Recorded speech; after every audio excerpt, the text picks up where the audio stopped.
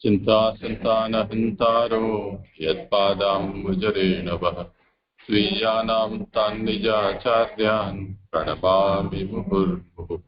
यदनुग्रहतो जन्तुः सर्वदुःखातिगो भवेत् तमहं सर्वदा वन्दे श्रीमद्वल्लभनन्दनम्। अज्ञानतिमिरान्धस्य ज्ञानाञ्जनशलाकया चक्षुरुन्मीलितं येन तस्मै श्रीगुरवे नमः। नमामि हृदये शेषे लीलाक्षीराब्धिशायिनम् लक्ष्मीसहस्रलीलाभिः दिव्यमानं कलानिधिम् चतुर्भिश्च त्रिभिस्तथा षड्भिर्विराजते योऽसौ पञ्चधा हृदये।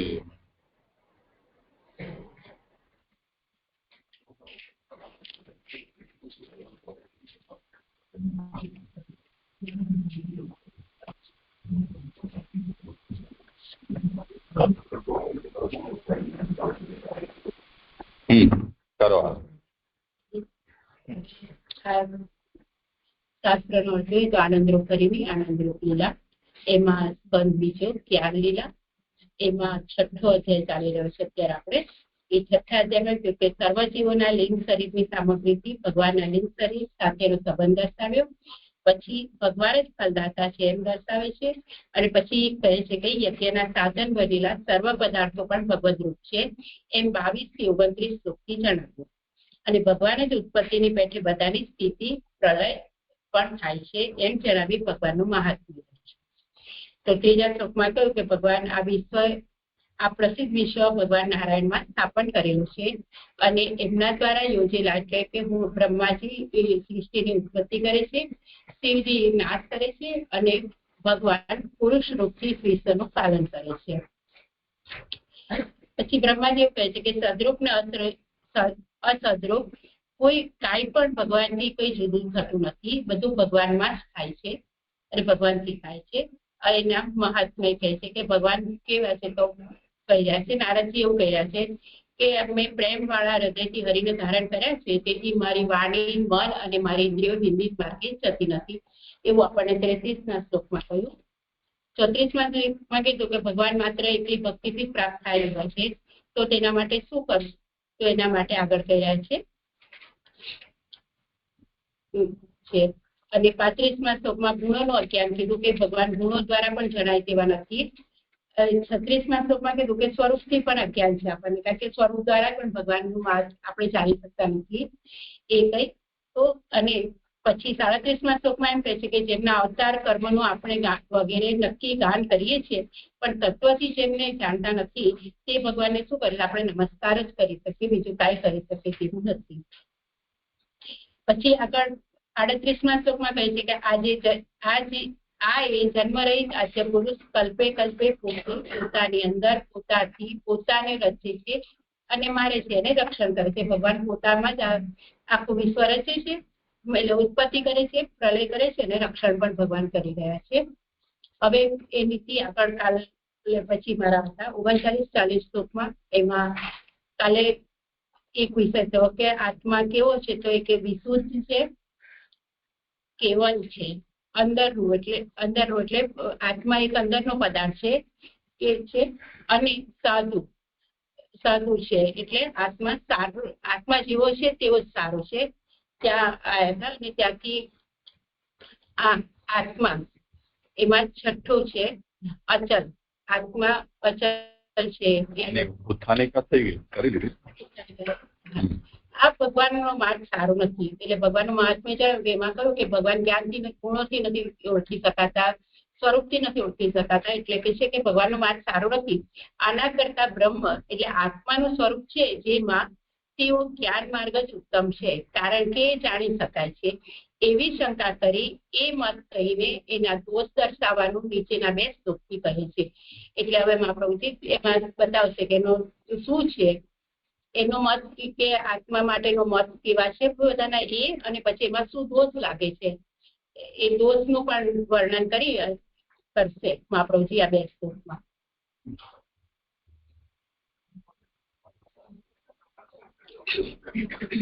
એટલે આ જે આ 12 ગુણો નક્કી દેહથી આત્માનો ભેદ જણાવનારા છે. એટલે ઉપર કહેલા વિશુદ્ધ, કેવલ, અંદરનું, સાધુ, અચલ, સત્ય, પૂર્ણ, આદિ અંત રહિત, નિર્ગુણ, નિત્ય અને દ્વૈત રહિત, આ 12 પ્રકાર, આ 12 ગુણો નક્કી થાય છે કે દેહ આત્માથી ભેદ જણાવનારો છે.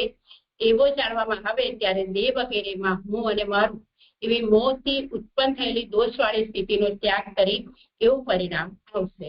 એટલે જયારે આપણાથી દેહ અને આત્મા જયારે અલગ જાણીશું ત્યારે જ આપણી દોષવાળી સ્થિતિનો ત્યાગ થશે અને એનું પરિણામ આવશે. એમાં પહેલેથી લઈશ. વાંચી જાઓ. એમાં દેહ તો મળમૂત્ર વગેરેથી ભરેલો હોવાથી અત્યંત મલિન અને અશુદ્ધ છે. આત્મા તો સારી રીતે શુદ્ધ છે. શુદ્ધ અને અશુદ્ધ બે એક થતા નથી જ. આથી એમ કહેવાય છે કે આત્માને કોઈ પણ સંસ્કારની જરૂર નથી. એટલે દેહ તો અશુદ્ધ છે અને આત્મા શુદ્ધ છે એટલે વિશુદ્ધ છે. એ વસ્તુને સમજાવી. આ આત્મા કેવલ છે એટલે એક જ સહાય કરનાર વિનાનો છે. એટલે આત્મા કેવલ એટલે એકલો જ છે. દેહ તો પુત્ર વગેરે સર્વ સાથેનો છે. એટલે દેહનો સંબંધ પુત્ર સાથે છે. પુત્ર વગેરે સાથે દેહનો સંબંધ થાય છે. આત્મા એક હોવાનું જાણવામાં આવે ત્યારે પુત્ર વગેરેની ચિંતા દૂર થાય છે. તેથી વૈરાગ્ય પ્રાપ્તિ થાય છે. એવી રીતે પરિત્યાગ અને વૈરાગ્ય જણાવે. એટલે પુત્ર વગેરેમાં ચિંતા અને મોહ દૂર થાય તો પછી આપણને વૈરાગ્ય આવે છે. એનાથી વૈરાગ્ય જણાવે. આ આત્મા જ્ઞાન રૂપ છે. દેહ તો જાણવાનો પદાર્થ છે. આથી જ્ઞાન માટે પણ પ્રયત્ન નકારી કાઢ્યો. કારણ કે આત્મા જ્ઞેય એટલે જાણવાનો પદાર્થ નથી. શાસ્ત્રો તો દૂરથી એનો પરિચય કરાવનારા છે. તેથી આત્મા વડે પોતે જણાઈને અસ્તિત્વ પ્રાપ્ત કરે છે. તેથી એ પ્રમાણે એ આત્માના સંબંધથી પોતે જ પ્રમાણ થાય છે એમ જણાવતા આત્માનો બોધ કરનારા છે એમ લક્ષણાત્મિક કહેવાય છે. તેથી આત્માની આવા પ્રકારની સ્થિતિ જાણવામાં આવતા એના જ્ઞાન માટેનો પ્રયાસ પણ કરવો એમ કહેવાયું છે. એટલે આત્મા તો જાતે જ પ્રકાશિત થાય છે. એટલે એના માટે પ્રયત્ન કરવાની જરૂર નથી. આ આત્મા અંદરનો છે. અંદરનો તરીકે જાણવાનો છે. દેહ તો બહારનો છે. તેથી આત્માની આવી સ્થિતિ જાણવામાં આવે ત્યારે યોગ પણ વ્યર્થ છે. કારણ કે એ પોતાના કાર્યથી આત્માનું ભાન કરાવી જેમ મથન કરવાથી અગ્નિ બહાર નીકળે છે તેમ આત્માને બહાર કાઢે છે. છુપાયેલા આત્માને પ્રગટ કરે છે. તેથી યોગનો ઉપયોગ છે. એટલે યોગનો ઉપયોગ શું છે? ખાલી આત્માની ઓળખ માટે છે. એટલે મન દ્વારા યોગ કરવામાં આવે છે તેનાથી આત્માની ઓળખ થાય છે. હવે એમાં પાછું કે છે કે સાધુ. એટલે આ તો જે સમ્યક આત્માના વિષયમાં કહેવામાં આવ્યું છે એની ઉત્થાનિકા છે. હમણાં તમે વાંચીને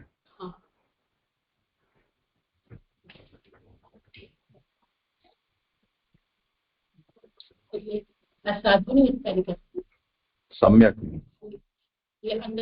સમ્યક સાધુ તમે તેનો અનુવાદ સાધુ હશે.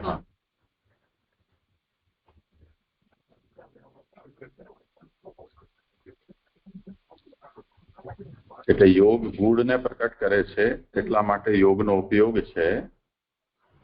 જો એવું તમે કહેતા હો તો હવે એના માટે આ વિશેષણ આપી રહ્યા છે કે આત્મા સમ્યક છે, સાધુ છે. એટલે જેવું છે જ્યાં છે એ જ બરોબર છે. એટલે એને અણખોદ કરવાની જરૂર નથી. સ્થાનિકતા થોડી સમજાય ને તો સ્પષ્ટ થાય. સ્થાનિકતા થોડી સમજવા નથી આવતી શ્લોકની કે આ ભગવાનનો માર્ગ સારો નથી એમ કહી જશે. અને પછી એવું કહે છે કે એના કરતા તો જ્ઞાન માર્ગ ઉત્તમ છે એમ કહે છે. અને પછી જે ત્રીજામાં બી એમ કહે છે કે પછી આ મને જ્ઞાનની બી જરૂર નથી, એ તો સ્વયં પ્રકાશ માર્ગ છે. તો શું કેવી રીતે લિંક બેસે છે એ થોડી સમજવા. ભગવાનનો માર્ગ સારો નથી એટલે બીજા બધાને કેવું છે. કારણ કે ભગવાન ગુણો દ્વારા પ્રગટ નથી દેખાઈ રહ્યા કે નથી સ્વરૂપ દ્વારા દેખાઈ રહ્યા. તો એના કરતા તો આત્મા તો આપણી સાથે છે એટલે કે આપણી અંદર છે તો એનું તો જ્ઞાન થઈ શકે ને કે બ્રહ્મ આત્માનું સ્વરૂપ છે. તો એના દ્વારા તો એવો જ્ઞાન માર્ગ જ ઉત્તમ છે એવું કહીને આ તો મહાપ્રભુ કારણ કે એ જાણી શકાય તેવો છે એવી કોઈ શંકા કરે ને તો તેના માટે મહાપ્રભુ આટલું બધું વર્ણન કરી રહ્યા છે એવું મને જ્ઞાન માર્ગ ઉત્તમ છે પણ ઉપર તો એ જ્ઞાનની બી અપેક્ષા નથી કારણ કે તો સ્વયં પ્રકાશક છે. પછી જ્ઞાન માર્ગ થી શું લેવા, એટલે કેમ એને કોરિલેટ કર્યો? અને પછી એટલે ઇવન બ્રહ્મ બી હોય છે એ તો બી ભગવાન જ છે ને. બ્રહ્મ જ્યાં ભગવાનનો માર્ગ ઉત્તમ નથી અને પછી બ્રહ્મ થઈ રહ્યા છે એ બી થોડું સ્પષ્ટ થઈ ગયું છે. હા, એટલે ઉત્થાનિકાનો એટલે જ મેં તમને કહ્યું હતું, જરા જોઈ લો ફરીથી. તાત્પર્ય અહીંયા શું છે કે એતદ અપેક્ષયા જ્ઞાન માર્ગ એવ બ્રહ્માત્મ સ્વરૂપ ભૂત. બ્રહ્મ જ આત્માનું સ્વરૂપ છે, બ્રહ્માત્મ સ્વરૂપ ભૂત. આ જ્ઞાન માર્ગ છે અને એ ઉત્તમ છે, કેમ કે સહી જ્ઞાતુમ શક્યતે. ત્યાં મૂળ આ સાક્ષાત ભગવાન એના સંબંધમાં તો કંઈ ગતાગમ પડતી નથી એવું બ્રહ્માજી પોતે જ કહી રહ્યા છે. અહીંયા તો થોડી ઘણી કંઈક સમજ પડતી હોય જ્ઞાન માર્ગમાં એવી આશંકા કરીને, એટલે તાત્પર્ય છે કે ભક્તિ માર્ગની તુલનામાં જ્ઞાન માર્ગ વધારે શ્રેષ્ઠ છે, તો જ્ઞાન માર્ગથી આગળ વધવું જોઈએ.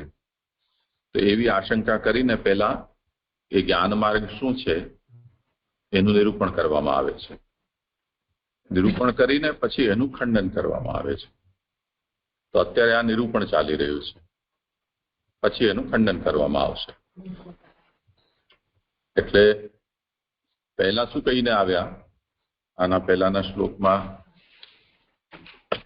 જો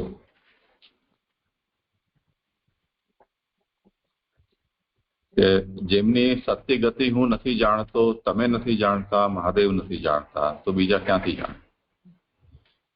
એટલે જેમની માયાથી મોહ પામેલી પૃથ્વીવાળા આ રચેલા જગતને પોતાની યોગ્યતા પ્રમાણે જાણીએ છીએ. હવે આવું તો ભગવાનનું સ્વરૂપ છે. અને જેમના અવતારોના કર્મોનું આપણે વગેરે નક્કી ગાન કરીએ છીએ, તત્વથી જેમને જાણતા નથી તે ભગવાનને નમસ્કાર. તો તત્વથી તમે જેને જાણતા નથી એને નમસ્કારથી વધારે તો બીજું શું કરી શકો? આવું નિરૂપણ કર્યું. એમાં છેલ્લે બાકી એ પણ આવ્યું કે ભાઈ તમે નથી જાણતા તત્વથી, તો પછી આને છોડો, એની જગ્યાએ તમે કોઈ બીજો ઉપાય અપનાવી લો. તો એના માટે શું કહ્યું કે છતાં પણ જ્ઞાન અને અજ્ઞાનથી વિચારેલા કોઈક ભગવાન છે એવો નિશ્ચય કરીને બંને માર્ગોમાં એમના વિશે બીજું કંઈ કરવા યોગ્ય ન હોવાથી નમન જ કરવું જોઈએ, એમ કરીને નમસ્કાર કરી દીધા કે તસ્મૈ ભગવતે નમઃ. તો મૂળ એવો છે કે જ્ઞાન માર્ગમાં તો પડવા જેવું નથી.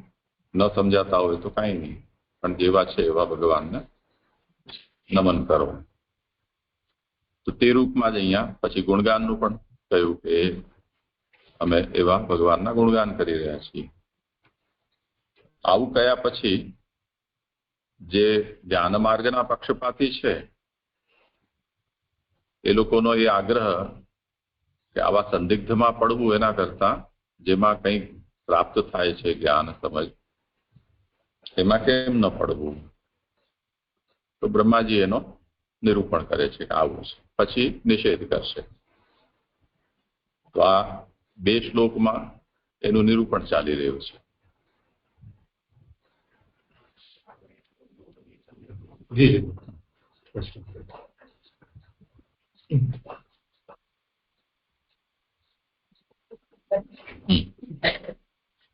જે સાધુ કહી છે એમાં કહ્યું છે 6 નંબરની સાધુ કહે છે એટલે કે આત્મા જેવો છે તેવો જ સારો છે, પરંતુ પ્રગટ થયેલો સારો નથી. વળી દેહથી ભેદ જણાવે છે. દેહ તો સારું નથી, કારણ કે એ જેવો છે તેવો જ રાખવાનો નથી, પરંતુ સંસ્કારોથી ઉત્તમ બનાવવાનો છે. એટલે કાલે બી કહ્યું છે, જય કીધું કે આત્મા જેવો છે તેવો જ સારો લાગે, અને પ્રગટ કરવા સારું નથી, કારણ કે પ્રગટ કરવાથી કઈ કામ બહુ પાછું થશે. એના કરતા જેવો છે એવો જ આત્મા સારો છે. તો દેહ તો સારું નથી, એટલે દેહ તો દર વખતે સારો હોય એવું હોતું નથી, એટલે દેહ સારો નથી, પણ તેને સંસ્કારોથી જેવો છે એવો દેહ રાખવાનો નથી, પણ દેહને તો સંસ્કારિત કરવાનું છે, એને ઉત્તમ બનાવવાનું છે. આજ ભેદ થઈ ગયો ને આત્મા અને દેહ. દેહ અને આત્મા જેવો છે જ્યાં છે ત્યાં બરોબર જ છે, સમ્યક છે. દેહ નથી સમ્યક. જ્યાં હોય ત્યાં એના સંસ્કાર નિરંતર કરવો જ પડે છે. 3 વાર નાહવાનું, 16 સંસ્કાર કરવાના, જન્મે જન્મે ફરી પાછો દેહ બદલાય તે વખતે એના આરબ્ધ, પછી પંચ એના ભૂતની શુદ્ધિ, આ તે તો બધું લઈ ઉપાધિઓ બધી દેહ સાથે છે. આત્મા સાથે આવી કોઈ ઉપાધિ નથી.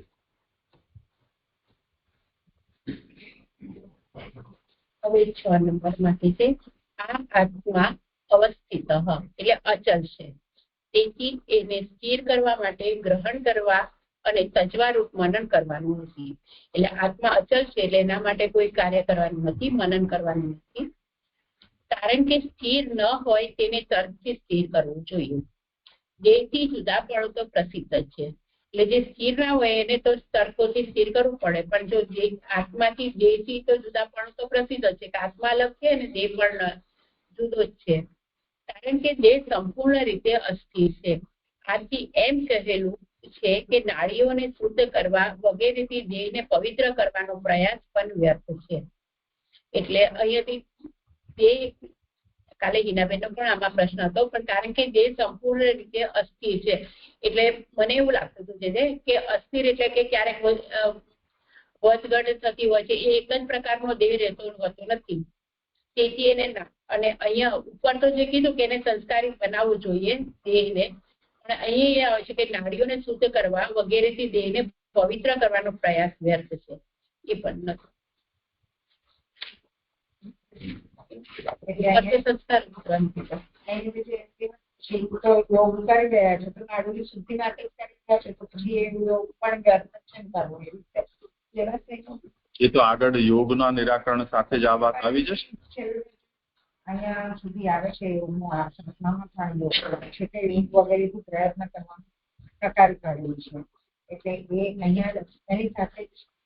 હા, એટલે શરૂઆતમાં જે યોગનો વિષય છેડ્યો એના જ અનુસંધાનમાં આ વિષય પણ આપણને લેવાનો થશે.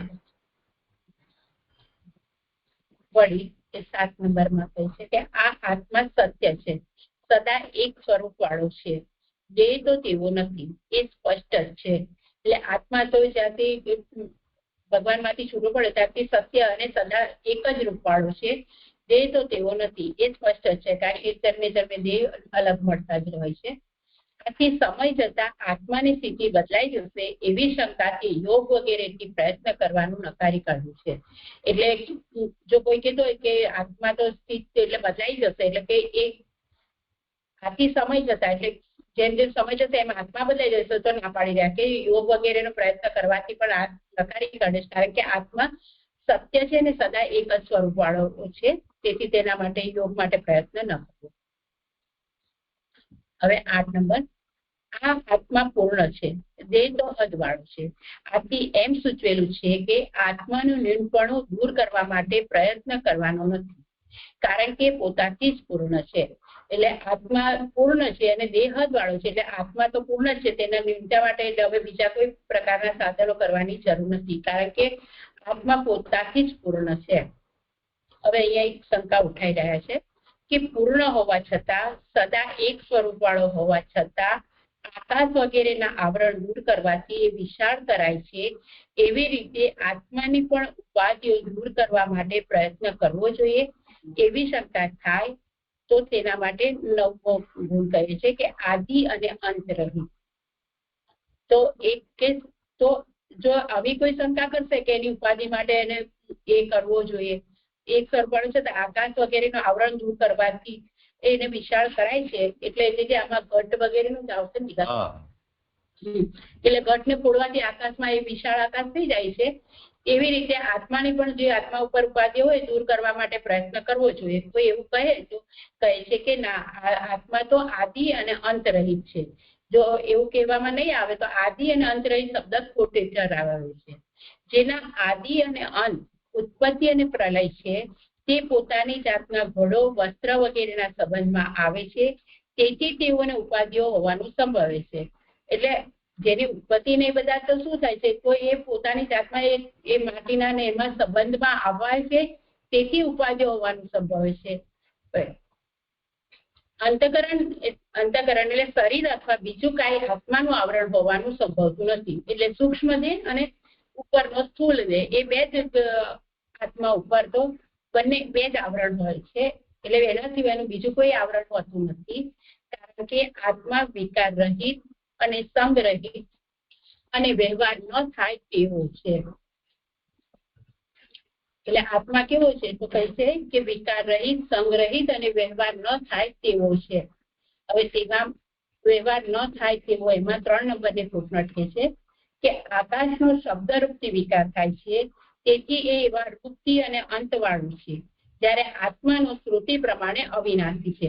આત્માનો તો શબ્દથી વિકાર થાય છે, પણ જે આત્મા છે એ તો અવિનાશી છે એવું શ્રુતિ જ કહે છે.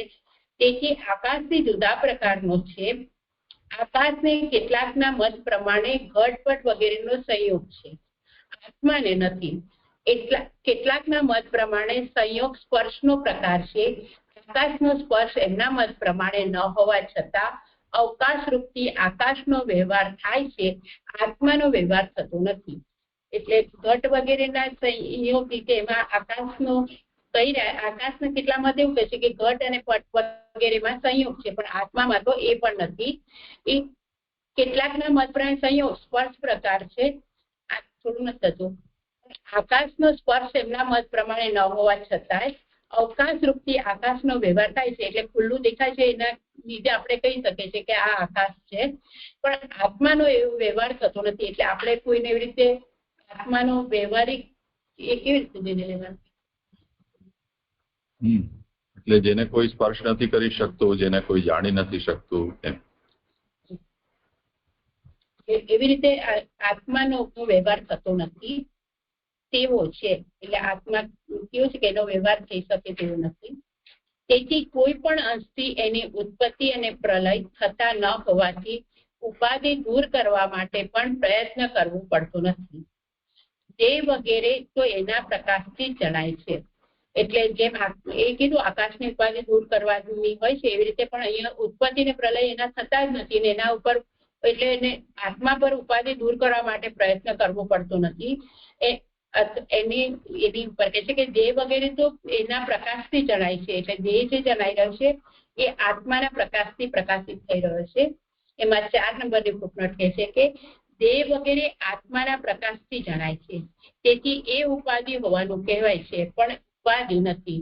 એટલે દેહ વગેરેથી આત્મા પ્રકાશિત થાય છે તે પણ એની ઉપાધિ નથી એવું અહીંયા કહી રહ્યા છે. પરંતુ એની ઉપાધિઓ નથી, તેથી આત્માની એવી સ્થિતિ જાણવામાં આવતા દેહ માટેનો પ્રયત્ન પણ વ્યર્થ છે. એટલે કે દેહ આગળ કીધું કે દેહ વગેરે એનાથી પ્રકાશ છે, તેથી આત્માની એવી સ્થિતિ જાણવા આવતા દેહ માટે પ્રયત્ન પણ વ્યર્થ છે. એટલે દેહ માટે પણ પ્રયત્ન કરવો વ્યર્થ છે. હવે અહીંયા કહ્યા છે કે ગુણોથી ખળભળાટ થવાનું સંભવતું હોવાથી એવા પ્રકારની સ્થિતિ રહે નહીં, તેથી સદા એવી સ્થિતિ રહે એ માટે ગુણોથી થતો ખળભળાટ ન થવા દેવા પ્રયત્ન કરવો જોઈએ એવી શંકા થાય. તેથી એટલે કોઈ કહે કે ગુણોનો ખળભળાટને કારણે તો એવું થઈ શકે છે ને, તો ગુણોને ખળભળાટને દૂર કરવા માટે તો પ્રયત્ન કરવો જોઈએ. કોઈ એવી શંકા કરે તો ત્યાં કહે છે કે 10 નંબરમાં કે એ નિર્ગુણ છે. એ આત્મા ગુણવાળો નથી, નિર્ગુણ છે. કારણ કે આત્માને ગુણો નથી. આ સત્વ વગેરે પ્રકૃતિના ગુણો છે. પોતાની સાથે સંબંધ વિનાના બીજાના ગુણોથી આત્મામાં ખળભળાટ ન જ થાય, તેથી એ માટે પણ પ્રયત્ન કરવો નહીં. એટલે કે આ જે સત્વ રજ તમ છે એ તો બધા પ્રકૃતિના ગુણ છે, અને બીજાના ગુણથી પોતાનામાં ખળભળાટ થતો નથી. એટલે આત્મા એના માટે પણ, એટલે કે જે ખળભળાટ ગુણો છે એના માટે પણ પ્રયત્ન કરવાનો નથી. ખળભળાટ થતો જ નથી, તેથી તેના માટે પણ પ્રયત્ન કરવાનો નથી. વળી આવા સ્વભાવ વાળો આત્મા સદા છે, પરંતુ કોઈ સમયે જ નથી એમ. એટલે આવો આત્મા છે એનો સ્વભાવ જ એવો છે, સ્વભાવ વાળો આ આત્મા સદા આવો જ હોય છે, પરંતુ કોઈક સમયે જ હશે એવું કોઈ એવી શંકા કરે તો કહે છે કે ના, એ નિત્ય છે. એટલે 11 નંબરનો આવે છે કે એ નિત્ય શબ્દથી કહેલ છે. ઓળખાવનાર તરીકે જેટલા આત્માના ગુણો કહ્યા તે ગુણો સાથેનો આત્મા નિત્ય છે, પરંતુ એ ગુણો એમાં ઉત્પન્ન કરાતા નથી. તેથી એને એવો સાબિત કરવા માટે પણ પ્રયત્ન કરવાઓ નહીં. એટલે આગળ કીધું કે જેવો છે એવો આત્મા આવો જ છે, એ સાથેનો એટલે આવો નિત્ય જ રહે છે, પરંતુ એનો એ ગુણો એને એનામાં ઉત્પન્ન કરાતા નથી. તેથી તેને સાબિત કરવા માટે પણ પ્રયત્ન નહીં કરવો. વળી જો આ આત્મા આનંદમય ન હોય તો ભગવાનનું સાયુજ્ય અથવા બ્રહ્મપણું પ્રાપ્ત કરાવવાનું હોય, પરંતુ શું ફરીથી કહો? જો આ આત્મા આનંદમય ન હોય બરોબર, તો એને ભગવાનનું સાયુજ્ય અથવા બ્રહ્મપણું પ્રાપ્ત કરાવવાનું હોય, પરંતુ આ જ વિજ્ઞાનમય આત્મા બ્રહ્મ છે એ શ્રુતિ પ્રમાણે અને હે અર્જુન હું આત્મા છું એ વાક્ય પ્રમાણે બ્રહ્મ એટલે ભગવાન છે. તેથી ભગવાનનું સાયુજ્ય અથવા બ્રહ્મની સ્થિતિ પ્રાપ્ત કરાવવા માટે પ્રયત્ન કરવાનો નથી. એટલે કે આત્મા છે ભગવાન રૂપ જ છે, હવે એટલે ભગવાન જ છે, તો પછી એનું સાયુજ્ય અને એને બ્રહ્મપણું પ્રાપ્ત કરાવવાની જરૂર નથી. એમ એટલે એના માટે એના માટે હવે દ્વૈત રહિત શબ્દથી કહેલું છે, કારણ કે આત્મા બે રૂપવાળો નથી. પુરુષ અને ઈશ્વરમાં આ વિષયમાં જરાય ભેદ નથી. એટલે આત્મા બે રૂપવાળો છે, એટલે પોતે બે રૂપવાળો નથી. એટલે પુરુષ એટલે ભગવાન પોતે જ ભગવાન અને ઈશ્વરમાં પુરુષ અને ઈશ્વરમાં ભેદ નથી. એટલે આત્મા એક જ છે. અને આમાં આપ્યું છે સંદર્ભમાં આત્મા દ્વૈત રહિત નહીં, પુરુષ અને આત્મામાં વૈલક્ષણ એ 11:22-11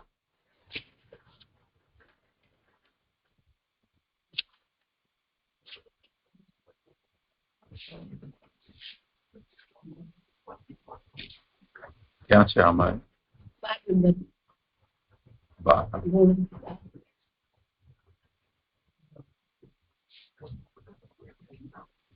એને અવતરણ ચિહ્નમાં લઈ લેજો. પુરુષ અને ઈશ્વરમાં આ વિષયમાં જરાય ભેદ નથી.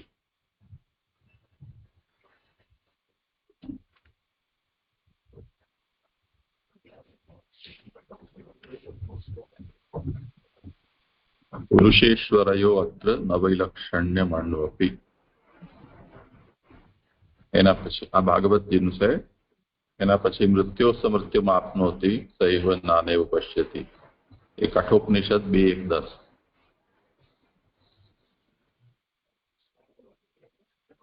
જે આમાં જુદાપણું કોણા જેવું જુએ છે તે મૃત્યુનું પણ મૃત્યુ છે.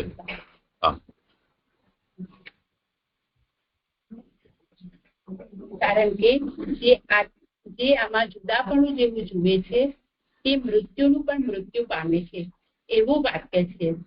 અને એ જુદો અને હું જુદો એવું નિંદાના વચનનું શ્રવણ થાય છે. કારણ કે આત્મામાં ઘણાપણું નથી. ભેદ તો દૂર રહ્યો, એ સર્વત્ર એક સ્વરૂપ વાળો, સર્વત્ર ખળબળાટ ન થાય તેવો, સર્વત્ર ઉત્પત્તિ અને વિનાશના ગુણ વિનાનો, સર્વત્ર હદ વિનાનો, સર્વત્ર એક પ્રકારનો, સર્વત્ર નિશ્ચલ, સર્વત્ર સાધુ, સર્વત્ર અંદર સ્ફુરિત થાય તેવો, સર્વત્ર જ્ઞાનરૂપ, સર્વત્ર સંગ્રહિત, ઉદાસીન અને શુદ્ધ છે એવો એને ઓળખાવનારના પ્રકારથી આત્મા જાણવામાં આવે ત્યારે કૃતાર્થ થાય છે. કારણ કે કાંઈ પણ કરવાનું રહેતું નથી. જ્યારે આવા પ્રકારનો આત્માને આપણે ઓળખી લઈએ તો તેને કૃતાર્થતા થાય છે. પછી એને કંઈ પણ કરવાનું રહેતું નથી. એમાં 5 નંબરની સૂત્રો છે, ઉદાસીન અને શુદ્ધ છે. આત્મા દ્વૈત રહિત નજીકમાં જ કહે છે. તેથી એના બાકીના ગુણો ઉલટા પ્રકારથી કહીને એવોનો અર્થ જણાવે છે. આ નજીકમાં જ કહેલું છે, તેથી બાકીના ગુણો ઉલટા પ્રકારથી.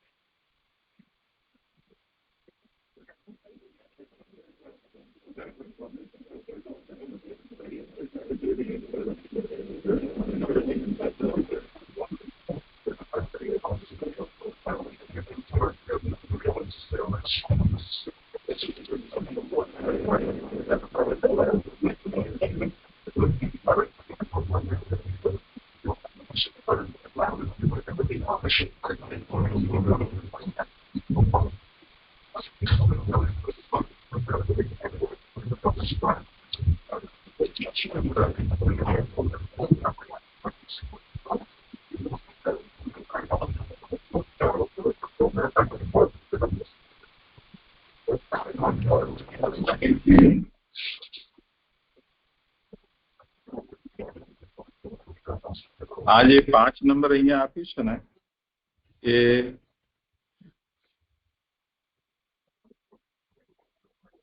અહીંયા નહીં, પણ એ સર્વત્ર આનાથી ઉપર 3 પંક્તિઓ ઉપર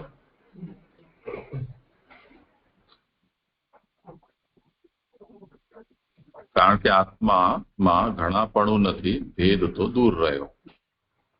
પછી એ સર્વત્ર એક સ્વરૂપ વાળો, ત્યાં 5 નંબર આપો.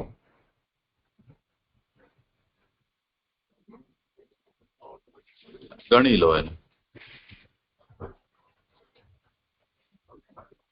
સર્વત્ર એકરૂપ, સર્વત્ર અક્ષોભ્ય, સર્વત્ર ઉત્પત્તિ વિનાશ ધર્મ રહિત, સર્વત્ર પરિચ્છેદ રહિત, સર્વત્ર એકરૂપ, સર્વત્ર નિશ્ચલ, સર્વત્ર સમીચીન, સર્વત્ર પ્રત્યક્ષ સ્ફૂર્તિ રૂપ, સર્વત્ર જ્ઞાન રૂપ, સર્વત્ર અસંગોદાસીન, શુદ્ધશ્ચ.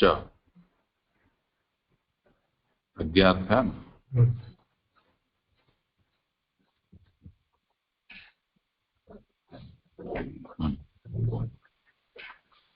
એને આ કહી રહ્યા છે કે એતાન દ્વાદશાન અપી ધર્માન નિગમયિતુમ પ્રાતિલોમ્યેન વદંતઃ અદ્વયત્વસ્ય વ્યાખ્યા તત્વેન.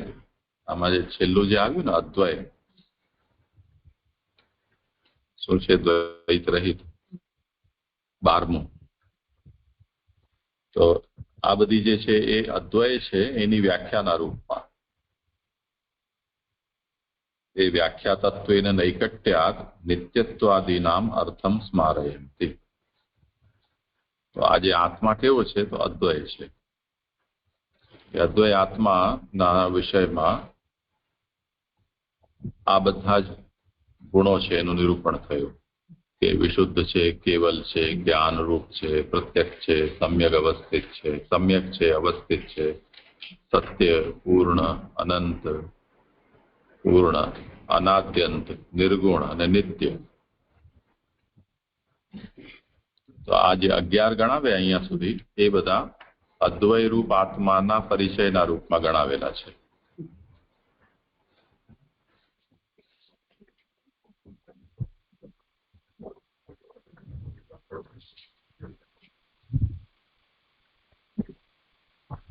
હવે એને અહીંયાથી ઊંધા ક્રમથી પ્રાતિલોમ્યને કહ્યું ને, અહીંયા ગુણો ઉલટા પ્રકારથી કહીને એનો અર્થ જણાવે છે. તો સર્વત્ર છે એક રૂપ, તો અદ્વયનો અર્થ થયો ને એનો.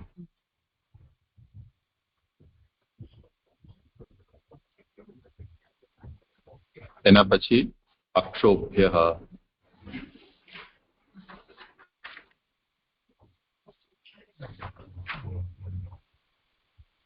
પછી સર્વત્ર ઉત્પત્તિ વિનાશ ધર્મ રહિત.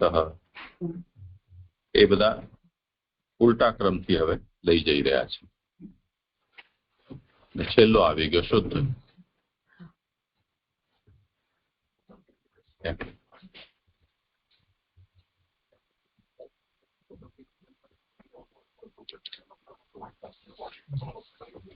ધનુપ્રામજી એ થોડા 2-3 ગુણો નહીં સમજાતા આત્માના સંદર્ભમાં. હા, એક તો એમ કીધું છે કે એટલે આ દ્વૈત રહિત છે, એક જ છે, એટલે બધી કરે એક જ છે.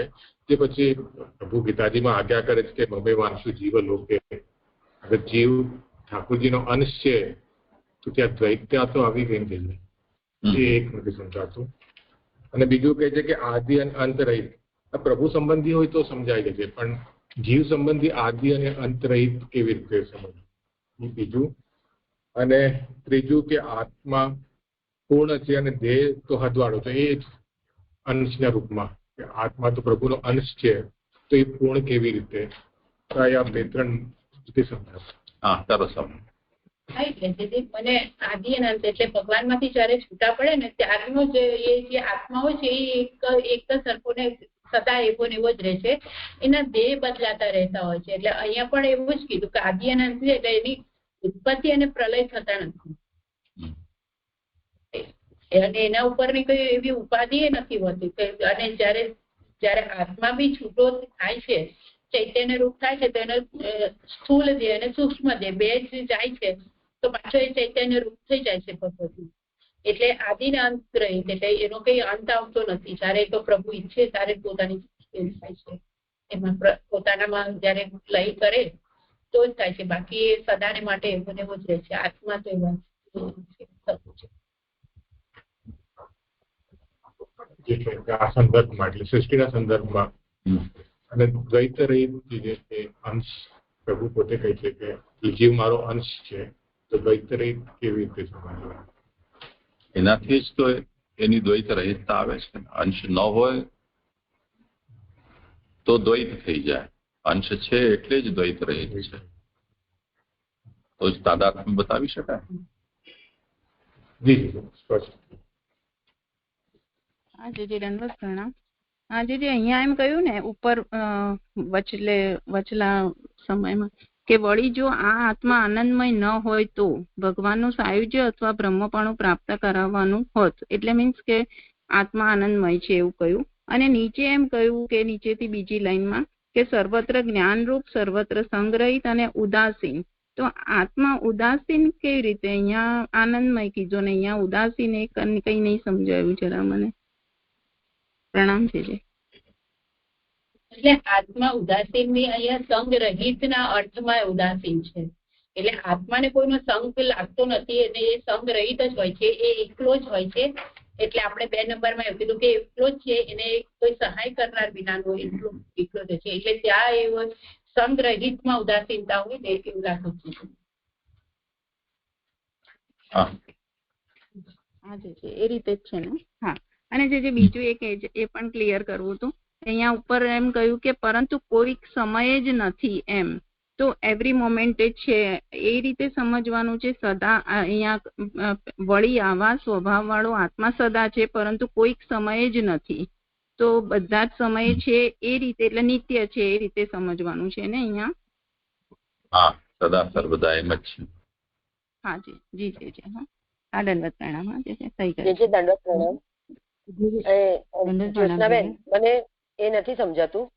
એટલે અહીંયા જો બધા જ ગુણો રિવર્સમાં એની સાથે કોરિલેટ કરી દીધા, એટલે એક એક ગુણને છેક પહેલા નંબર સુધી લઈ જઈએ રિવર્સ, તો બધાની સમારી થઈ ગઈ. એટલે ટૂંકમાં શું કહેવા માંગે છે, એક એક 12 નોટમાં એવું બધું અહીંયા સમજાયું. હવે એમાં જે આગળ જે વિવરણ આવ્યું ને એમાં તો આપણે બહુ ખ્યાલ ના આવ્યો, પણ અહીંયા આગળ બધા અમુક ગુણો કેવા બતાવ્યા છે, જેવી રીતે કે સર્વત્ર ઉત્પત્તિ અને વિનાશના ગુણ વિનાનો, તો એ તો આપણને ખબર સમજાય છે. એવી રીતે એ બધા તો સમજાયા. સર્વત્ર ખળભળાટ ના થાય તેવો, સર્વત્ર એક સ્વરૂપ વાળો. પણ પછી એનાથી આગળ શું કીધું? શું કહ્યું કે સર્વત્ર હદ વિનાનો. તો આ ગુણધર્મ તો ભગવાનના અંશરૂપ આત્માનો કેવી રીતે છે? એનું તો પરિમાણ છે ને, જે પણ છે અણુ પરિમાણ છે, આપણે એમ કહીએ છીએ. તો અહીંયા આગળ જે જ્ઞાન માર્ગનું વર્ણન કરવામાં આવ્યું છે એમાં આત્માને સર્વત્ર હદ વિનાનો એમ કહ્યું. તો એ કયા સંદર્ભમાં કહ્યું છે? જે પછી સર્વત્ર એક પ્રકારનો, એટલે જો પરિમાણની દ્રષ્ટિએ જોવા જઈએ તો બધા આત્માઓના પરિમાણ એક સરખા છે, એ બધા અણુરૂપ છે, એ બરાબર છે. પણ એક પ્રકારનો એટલે જેમ આપણે કોઈ અન્ય મતમાં જોયું હતું કે એકનું દુઃખ બીજાને કેમ નથી થતું, એ આત્મા વ્યાપક છે, તો એ દ્રષ્ટિએ અહીંયા આગળ સર્વત્ર એક પ્રકારનો કહ્યો છે. તો એ મને નથી સમજાતું. સર્વત્ર જ્ઞાન રૂપ, એ પણ અર્થ અહીંયા સંદર્ભ નથી સમજાતો. પછી સર્વત્ર અંદર સ્ફૂર્તિ થાય તેવો, તો જ્યાં સુધી આત્માનો સાક્ષાત્કાર આપણને ના થાય ત્યાં સુધી તો એનું અંદર સ્ફુરિત નથી થતું. આપણે એટલું ખબર છે કે એના કારણે આ દેહ આપણો ટકી રહ્યો છે, પણ એની સ્ફૂર્તિ એવી રીતે નથી થતી કે જેમ આત્મા સાક્ષાત્કાર થયો હોય એવી. એ તો સાક્ષાત્કારની અવસ્થામાં થાય. પછી સર્વત્ર એને સાધુ કયા, તો આપણે તો એવું ના સમજ્યા કે જેમ કે દેહ અને આત્માનું જે મિલીભગત છે, કેમ કે સુખ દુઃખ ભોગવે છે કોણ? દેહ તો જળ છે, તો ભોગવવા વાળું કોણ છે? તો આત્મા છે. તો પછી એને સર્વત્ર સાધુ એમ કેમ કહ્યા? તો આ અમુક જે છે ને જે એ મારે સમજ નથી પડતી આમાં. તો આ સ્પષ્ટ રીતે વૈદિક જ્ઞાન માર્ગ છે કે જ્ઞાન માર્ગને કોઈક અલગ દ્રષ્ટિકોણથી સમજીને આત્મા સંબંધમાં શંકા ઉપસ્થિત કરવામાં આવી છે? જે એ મારે સમજવું છે. જે દંડવત પ્રણામ. સૌથી પહેલા તો એ કહીએ કે આમના જ પ્રશ્નમાં મારો છે ને સાથે, એટલે હું પૂછું છું. દંડવત પ્રણામ. જે એટલે મને એ જ પૂછવું હતું કે અહીંયા બ્રહ્મ જ આત્માનું સ્વરૂપ છે, એવી રીતે આત્માના બધા વિચાર થયા, તો પછી આ જીવ છે કે અંતર્યામી સ્વરૂપ છે આ આત્મા? કે હમણાં આપણે ઉત્થાનિકા કરી ત્યારે એવું છે જે બોલ્યા ને કે બ્રહ્મ જ આ આત્માનું સ્વરૂપ છે, એ જ્ઞાન માર્ગની એવી વિચાર છે. એટલે મારો બી એવો જ પ્રશ્ન હતો કે અહીંયા જીવ, હમણાં પૂછ્યું કલ્પેશભાઈએ જીવના રેફરન્સથી, પણ તો બધી જગ્યા પર આત્મા કોણ છે? એટલે અંતર્યામી રીતે છે કે ભગવાન છે? એમના સંદર્ભમાં તો એટલે મેં સાથે પૂછી લીધું. પ્રણામજી. સૌથી પહેલા તો આ જે 12 ગુણો કયા છે ને એ ધ્યેયથી આત્મા જુદો છે એટલું કહેવા માટે પહેલા કહ્યું. હવે તમે જે કહી રહ્યા છો કે સર્વત્ર હદ વિનાનો, તો ધ્યેય છે તો એ તો હદ છે કે એ કઈ નહીં. જયારે ધ્યેય સર્વત્ર, તો આત્મા તો હદ વિનાનો જ થયો ને. એનાથી ઉલટા ક્રમમાં જે કહ્યું કે આત્મા તો કેવો છે? તો હદ વિનાનો છે. એક મિનિટ.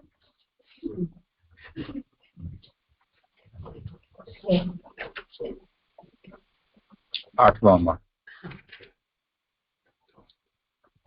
આત્મા પૂર્ણ છે, દેહ હદ વાળો છે.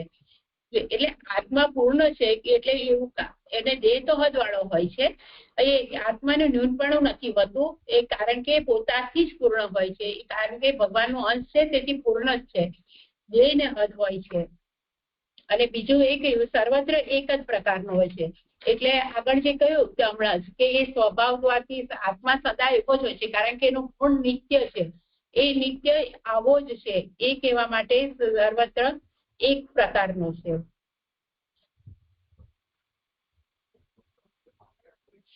એટલે જ્યોત્સનાબેન, હવે જો જેમ કે તમે એમ કહ્યું કે મને ખાસ પ્રશ્ન સર્વત્ર હદ વિનાનો એનામાં જ છે. કેમ કે આપણે શાસ્ત્રાર્થ પ્રકરણમાં ભણેલા છે કે અન્યના મત છે બધા, કે આત્મા વ્યાપક છે અને આ છે તે છે, તો એવું જીવાત્માનું સ્વરૂપ એ ગલત છે. એ લોકોની માન્યતા ખરેખર વાસ્તવિક રીતે તો જીવાત્માનું સ્વરૂપ એવું નથી.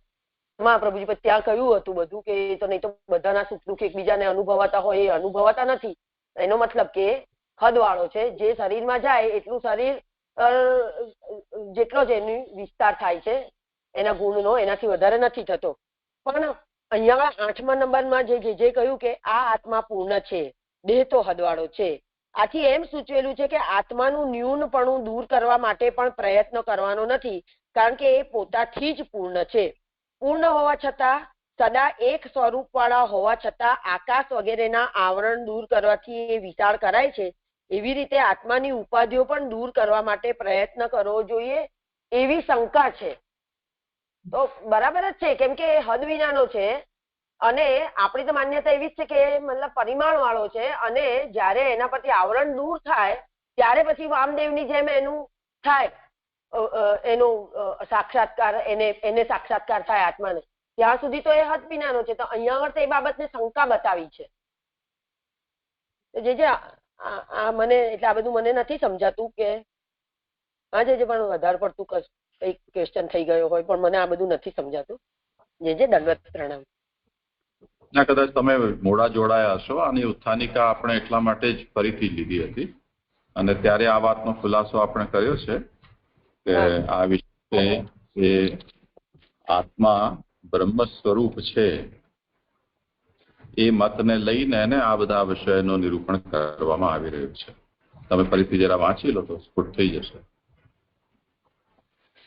હા જી. એટલે આ ભગવાન, હું વાંચું છું, આ ભગવાનનો માર્ગ સારો નથી, એટલે જે ઉપર બતાવ્યો તે. આના કરતા બ્રહ્મ બ્રહ્મ આત્માનું સ્વરૂપ છે જેમાં તેવો જ્ઞાન માર્ગ જ ઉત્તમ છે, કારણ કે એ જાણી શકાય છે એવી શંકા કરી એ મત કહીને તેના દોષ દર્શાવવાનું નીચેના 2 શ્લોકથી કરે છે. તો એમાં દોષ તો હવે 40મા શ્લોકમાં આવશે. 39મા શ્લોકમાં તો એ મતને અહીંયા બતાવી રહ્યા છે. પણ આત્મા બ્રહ્મ સ્વરૂપ છે. હા, બ્રહ્મ સ્વરૂપ છે, પણ દેહ જયારે ધારણ કરે છે ત્યારે તો એ અંશપણાથી કાર્ય કરે છે, બ્રહ્મપણાથી તો કાર્ય કરતો જ નથી. તો દેહ સાથે એને કો રિલેટ કરેલો છે અને એના ગુણધર્મો બધા બ્રહ્મના બતાવેલા છે. તો એ વાત તો અહીંયા બરાબર મને સમજાતી નથી, એમ મારું કહેવાનો મતલબ છે. હા, તો બરોબર જ તો છે. જ્યાં સુધી એવું હશે જ્ઞાન ત્યાં સુધી મુક્ત નહીં થવાય, એ જ તો કહી રહ્યા છે અહીં. એટલે આ તો મુક્ત થયેલા આત્માના ગુણોનું વર્ણન થયું ને પછી જે આ બધું.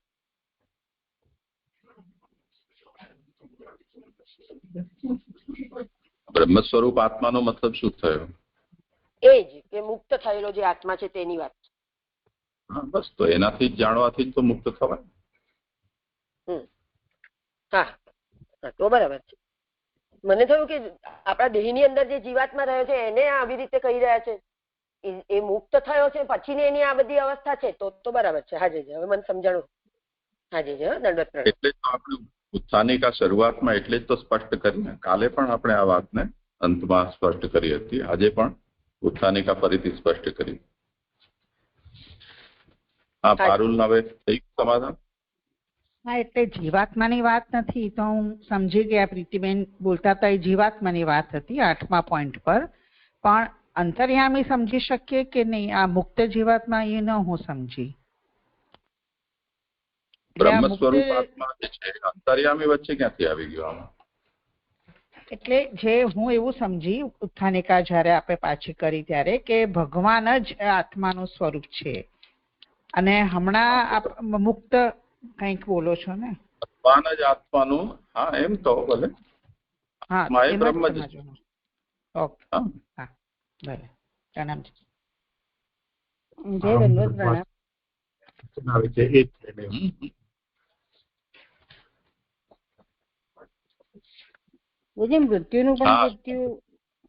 મૃત્યુનું પણ મૃત્યુ પામે છે એવું વાક્ય છે ને, એ નહીં સમજાયું. જે દ્વૈત સમજે છે તે.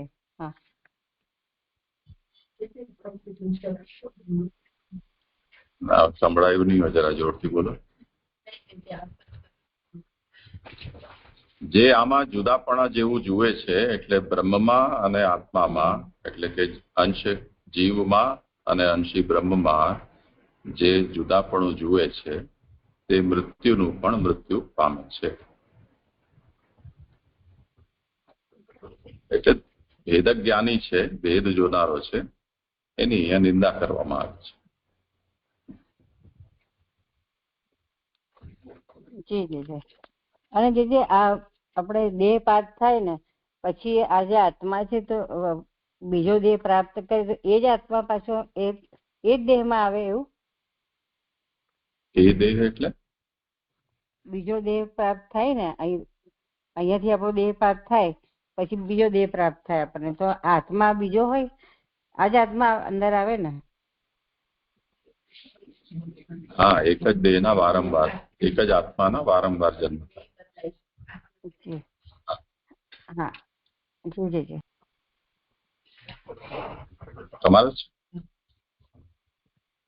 હવે શ્લોક 40 એવી રીતે આત્માના જ્ઞાનનો માર્ગ કહ્યું છે એ મતના દોષ 40મા શ્લોકમાં કહે છે. એટલે આત્માનો જે માર્ગ છે જ્ઞાન માર્ગ તે કયો આગળ 45મા શ્લોકમાં. હવે એ મતમાં શું દોષ છે એ હવે 40મા શ્લોકમાં કહે છે.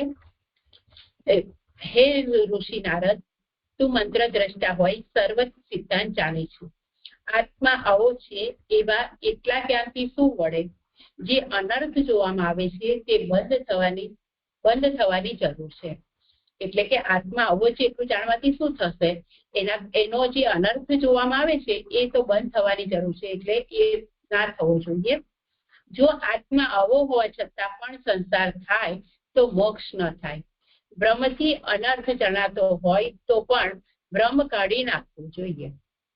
એટલે અહીં એવું કહે કે જો આત્મા આવો છે તો આવો હોવા છતાં, એટલે આત્મા આગળ જે કીધો એવી રીતે શુદ્ધ હોવા છતાં પણ જો સંસાર થાય તો પછી એનો મોક્ષ ન થાય. તો કહે છે કે આ ભ્રમથી અનર્થ જણાતો હોય તો પણ ભ્રમ કાઢી નાખવો જોઈએ, એવા પ્રકારના જ્ઞાનથી જ નીકળી જાય છે.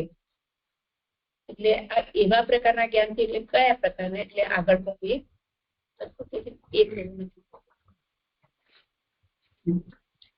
છે એ મત પ્રમાણે પણ જ્ઞાન પ્રમાણથી પ્રાપ્ત કરવું જોઈએ. એટલે એ જ એવા પ્રકારના જ્ઞાન પ્રાપ્ત તો કેવી રીતે કરવું જોઈએ? તો જ્ઞાન પ્રમાણથી પ્રાપ્ત કરવું જોઈએ. એ પ્રમાણ વેદ હોઈ શકે નહીં, કારણ કે ઘણા વાદીઓ જુદા જુદા મતના છે. એટલે કે પ્રમાણ તરીકે વેદ લઈએ તો વેદ એનું પ્રમાણ થતું નથી, કારણ કે વેદમાં પણ બધા જુદા જુદા વાદીઓના જુદા જુદા મત હોવાના કારણે એ પ્રમાણરૂપ નથી થતું. પરંતુ પ્રમાણ સાથેનું યોગવાળું મન જ આત્મા એવો હોવાનું જણાવે છે. એટલે પ્રમાણ એટલે વેદ જે કહ્યું છે એ પ્રમાણે પ્રમાણ સાથે યોગવાળું જ્યારે મન થાય તો જ આત્મા આવો હોવાનું જણાય છે. એ મતને સ્વીકારીને એના દોષ કહે છે. હવે એવો મત સ્વીકારીને હવે એના દોષ કહે છે. મુનિઓ સદા મનન કરવાના સ્વભાવ વાળા. આને હવે આ શ્લોકની અવસ્થાનિકા અલગ છે. આમાં નાનુભાઈ ભેગા કરી દીધા છે બે શ્લોક, પણ આ 40મો શ્લોક છે. ઋષે વિદંતિ મુનયઃ પ્રશાંતાત્મેન્દ્રિયાશયઃ યદા તદૈવા સત્તર્કૈઃ તિરોધીયત વિપ્લુતમ. તો એનો અનુવાદ ને શ્લોક અહીંયા ગોઠવવો જોઈએ.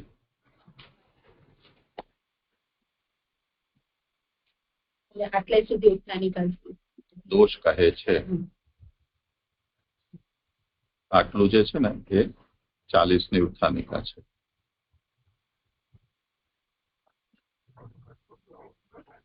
અહીંયા શ્લોક આવવો જોઈએ.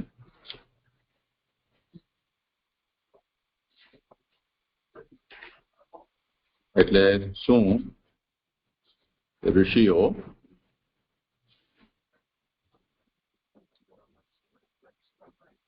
કેવા છે? જે મનનશીલ છે, પછી પ્રશાંત આત્મા છે, પ્રશાંત ઇન્દ્રિય અને અંતઃકરણ વાળા છે. એવા મુનિઓ જ્યારે યદા વિદંતી, શું વિદંતી?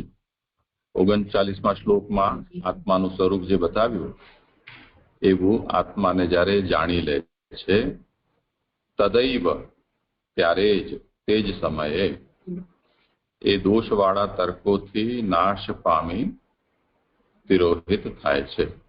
અસત તર્કૈઃ તિરોધીયત વિપ્લુતમ. એ હવે અહીંયા એનું વિવેચન છે. એટલે એ જે શબ્દો ત્યાંના છે એને વ્યાખ્યા અહીંયા કરવામાં આવશે, એટલે ક્રમશઃ એને અનુસંધાન લેતા રહેવું. ત્યાં મુનિ કહ્યું તો મુનિ એટલે મનનના સ્વભાવ વાળા. 40મા શ્લોકમાં કહે છે કે મુનય એટલે મુનિઓ સદા મનન કરવાના સ્વભાવ વાળા અને જેમના આત્મા અને ઇન્દ્રિયો પ્રશાંત હોય તેવા શુદ્ધ અંતકરણ વાળા. એટલે કે પ્રશાંત આત્મા ઇન્દ્રિય યાશયા. અશાંત આત્મા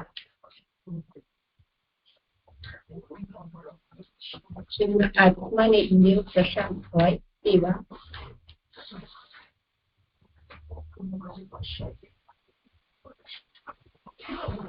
શુદ્ધ અંતકરણ વાળા.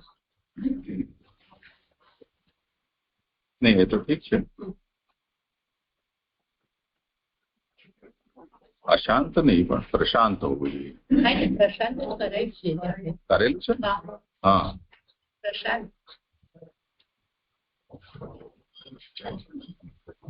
જેમના આત્મા અને ઇન્દ્રિયો પ્રશાંત હોય તેવા શુદ્ધ અંતઃકરણ. હા, ઇન્દ્રિયો ઉપર વિજય એટલે કે પ્રાપ્ત કરેલા હોય તેવો મનન કરે. એટલે મુનિઓ છે તે જયારે મનન કરવાના સ્વભાવવાળા છે તે આવી રીતે મનન કરે છે. ત્યારે જયારે મનન કરે ત્યારે આત્મા પ્રકાશે છે. એટલે આવા જે પોતાની ઇન્દ્રિયો પર કાબુ મેળવેલા એવા જયારે ઋષિઓ હોય છે એ મનન કરે ત્યારે જ આત્મા પ્રકાશે છે. એ જ ગુણોનું સ્વરૂપ દોષવાળા તર્કોથી ખોટી યુક્તિઓથી નાશ પામી એટલે તિરોહિત થાય છે. તો આ આત્મા પ્રકાશે એ ગુણોનું સ્વરૂપ જો દોષના તર્કોથી એટલે ખોટી યુક્તિથી કોઈ જ્ઞાન પ્રાપ્ત કરે તો એ નાશ પામે છે. એવું શું ખોટી યુક્તિઓથી નાશ પામે છે એટલે જે આ વેદમાં અલગ અલગ મતો છે એના કારણે એ થશે તિરોભૂત એટલે તિરોહિત થાય છે. એટલે જે લોકોને પ્રકાશિત થઈ રહ્યા છે, પ્રશાંત આત્મા છે, શુદ્ધ અંતઃકરણ વાળા છે, ઇન્દ્રિયો ઉપર જેમણે જય પ્રાપ્ત કરેલો છે, એમને તો આત્મા પ્રકાશિત થાય છે.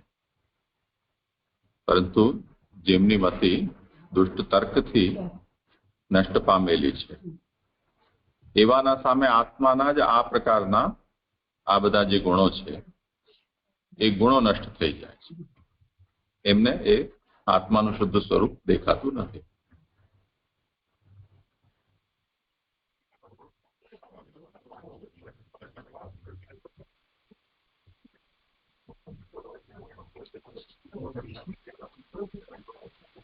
સદા આવા ગુણવાળા આત્માનું સૂક્ષ્મ નિરીક્ષણ કરવામાં આવતા કોઈ પણ સમયે સંસારની સ્ફૂર્તિ ન થાય.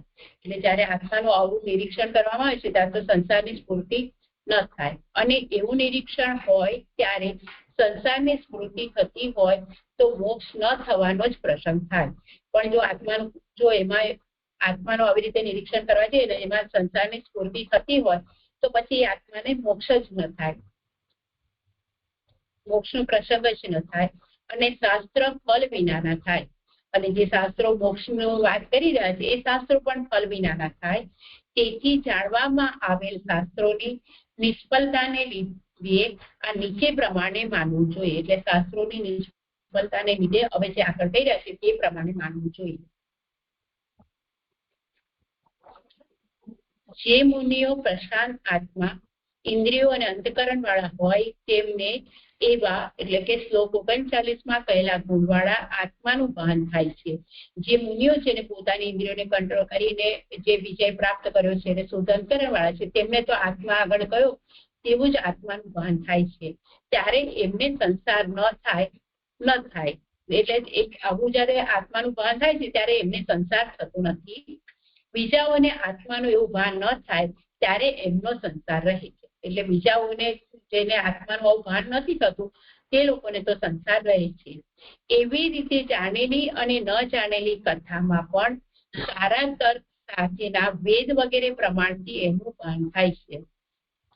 સંસારે છે એવી રીતે જાણેલી એટલે જીવની આત્માની એવી રીતે જાણેલી અને ન જાણેલી કથામાં પણ સારા તર્ક સાથે વેદ વગેરેના પ્રમાણથી એનું ભાન થાય છે. એટલે કોઈ વેદના પ્રમાણથી આપણે એને સાંભળીને જોઈએ છે તો આપણને એવું લાગે છે કે એનું ભાન થાય છે કે આત્મા આવો છે. અને દોષવાળા તર્કથી નાશ પામી તિરોહિત થાય છે. એટલે જો કોઈ દોષવાળા તર્કોથી વિચારે એટલે અલગ અલગ મતથી તો તેનો નાશ પામીને તે તિરોહિત થાય છે. એમાં 1 નંબરની કે જ્ઞાનનું સ્વરૂપ સ્ફુરેલું હોવા છતાં સાધન દુર્બળ હોવાથી એનું સ્વરૂપ ઘણાઈ જતા એનો તિરોભાવ થાય છે. તેથી ફરી સંસાર પ્રાપ્ત થાય છે. એટલે કીધું કે જયારે દોષવાળા તર્કથી એટલે કે જે સાધન કરી રહ્યો છે એ સાધન એ પ્રમાણ વગરનું છે એટલે એમાં દોષ વાળું છે. તેથી તેનું જ્ઞાન નાશ પામે છે અને ફરી એને સંસાર પ્રાપ્ત થાય છે. તેથી આનું નિયમન કરવા માટે કંઈક સ્વીકારવું જોઈએ. એ જોઈએ કે જે કરવામાં આવતા દોષવાળા તર્કોનો પણ પરાભવ કરીને જ્ઞાનનો ઉદય થાય. એટલે હવે આગળ કહી રહ્યા છે કે આવું હોય તો આનું નિયમન કરવા એટલે આવા દોષવાળા તર્કો ના થાય તેના માટે નિયમન કરવા કંઈક એવું કરવું જોઈએ કે જેનાથી દોષવાળા તર્કોનો પણ પરાભવ કરી અને જ્ઞાનનો ઉદય થાય એટલે જાણવામાં આવે. શાંતિ વગેરે તો આરંભમાં સંભવતા જ નથી. એટલે શરૂઆતનું જયારે જીવ કરતો હતો ત્યારે એને શાંતિની અનુભૂતિ થતી નથી કારણ કે એવોનું સાધન નથી. એટલે એમાં 2 નંબરની ફૂટનોટ કહે છે કે નિત્ય અને અનિત્ય વસ્તુઓનો વિવેક વગેરે સાધન ન હોવાથી. એટલે શરૂઆતમાં જયારે એ જે કરતો હોય છે જીવાત્મા, ત્યારે એને નિત્ય અને વસ્તુનો વિવેક ન હોવાને કારણે તેને શાંતિ વગેરેનો અનુભવ થતો નથી. સાધન વિના પણ જો થતા હોય તો સદાય થાય. તો આવા કોઈ સાધન વગર થાય તો એ સદાય થવા જોઈએ. તેથી એવું એક સાધન કહેવું જોઈએ કે જે સફળ રહે. એટલે અહીં એવું કહી રહ્યા છે કે તો સાધન વિના જો થતું હોય તો એ સદાય થાય એવું કઈ, તો તેવું એક સાધન કહેવું જોઈએ કે જે સદાય સફળ જ રહે, ક્યારે નિષ્ફળ ન જાય એવું કહેવું. જો આ સાધન ભક્તિ હોય તો આત્માને જાણવાની જરૂર નથી. અને કહેતા હોય કે આ સાધન ભક્તિ જ છે, તો ભક્તિ હોય તો આત્માને જાણવાની જરૂર નથી. કારણ કે ભક્તિ સ્વતંત્રપણાથી જ મોક્ષ આપે છે. તો કે છે આત્માની જાણવાની જરૂર નથી, કારણ કે ભક્તિ કેવી છે, તો ભક્તિ તો સ્વતંત્રપણાથી જ મોક્ષ આપે છે. અને એવા જ્ઞાનરૂપ ભગવાન આત્મા છે, અને એવા જ્ઞાનરૂપ જે આત્મા છે એ ભગવાન છે. તેથી ભક્તિ વિનાનો એ જ્ઞાન માર્ગ મળતો નથી. એટલે જ્યાં સુધી જ્ઞાન ન હોય તો ભક્તિ માર્ગ પણ, એટલે ભગવાન આત્મા છે એવું જ્ઞાન ન હોય તો ભક્તિ વિનાનો એ જ્ઞાન માર્ગ પણ મળતો નથી. અને ભક્તિ થાય ત્યારે એ માર્ગનું શું પ્રયોજન, અહીંયા અને ભક્તિ થાય તો એ માર્ગનું શું પ્રયોજન છે એવું કહે છે કે તેથી બંને પ્રકારે એ જ્ઞાન ઉત્તેજક નથી. આ થોડું જે નથી સમજાતું, બંને માર્ગથી જ્ઞાન નથી. એમાં 3 નંબરની ફૂટનોટ કહે છે કે આત્મા બ્રહ્મ, એ બહુ લાંબી છે, આટલું કરીને લેવું છે, 3 ભેગી છે 3. તેથી ભગવાનનું આત્મા બનેલું એ એક સ્વરૂપ છે, એવું આ ભગવાનનું મહાત્મય અથવા વિભૂતિ છે. તેથી બાળકોના હાથ ઉપર ચંદ્ર હોવાની બુદ્ધિ જેવી જ્ઞાન આત્મા હોવાની બુદ્ધિ હોવાથી એના માત્ર શ્રવણથી કાર્યની સિદ્ધિ થતી નથી એવું તાત્પર્ય છે. એમાં 3 નંબરની ફૂટનોટ કહે છે કે આત્મા બ્રહ્મ છે એવી શ્રુતિ છે. ગીતામાં પણ ભગવાન સર્વાત્મા હોવાનું કહેલ છે. એ સર્વનો વિરોધ કેમ દૂર થાય એવી શંકા થાય, તેથી આ કહેલ છે. ભગવાનનું એક ભોગ કરનારું સ્વરૂપ છે. તેથી વિરુદ્ધ ધર્મોના આધારરૂપ ભગવાનનું મહાત્મ્ય જણાવવા એવા વાક્યો છે. ગીતામાં પ્રશ્નને અનુસારે એ પ્રયોજનથી વિભૂતિ રૂપ કહેલ છે. એ વાક્યોથી ચંદ્રનું દ્રષ્ટાંત કહ્યું તે પ્રમાણે પરોક્ષ જ્ઞાન ઉત્પન્ન કરાવવા જ એ વચનો છે. તેથી વિરુદ્ધ નથી. શું થયું? એટલે આજે છે બંને પ્રકારે જ્ઞાન ઉત્તેજક નથી. એટલે બંને પ્રકારે જ્ઞાન માર્ગ ને ભક્તિ માર્ગ એવી રીતે કે આમાંથી. તેથી ભગવાનનું આત્મા બનેલું એક સ્વરૂપ. એટલે કહેવા એ માંગે છે કે આ 12 વિશેષણોથી જે આત્મજ્ઞાનનું નિરૂપણ કરવામાં આવ્યું એ યદી ભક્તિ નથી તો નકામું છે, અને જો ભક્તિ છે તો એ નકામું છે. કેમ કે ભક્તિથી જ કાર્ય થઈ જવાનું છે, તો પછી આત્મજ્ઞાનની આવશ્યકતા શું છે? તો હવે માની થઈ તો ગયું નિરૂપણ, તો હવે એને સમજવું શું? તો એના માટે કહી રહ્યા છે કે આ તો ભગવાનની આત્મા જે છે, આ 12 વિશેષણ વાળી આત્મા, એ ભગવાનનું એક રૂપ વિશેષ છે અથવા ભગવાનની વિભૂતિ છે, એટલું જાણો. તો આત્મા જયારે આવી છે તો પરમાત્મા કેવું હશે એવું એનું મહાત્મ્ય સ્ફુરિત થવું જોઈએ. એના માટેનો ઉપયોગ છે.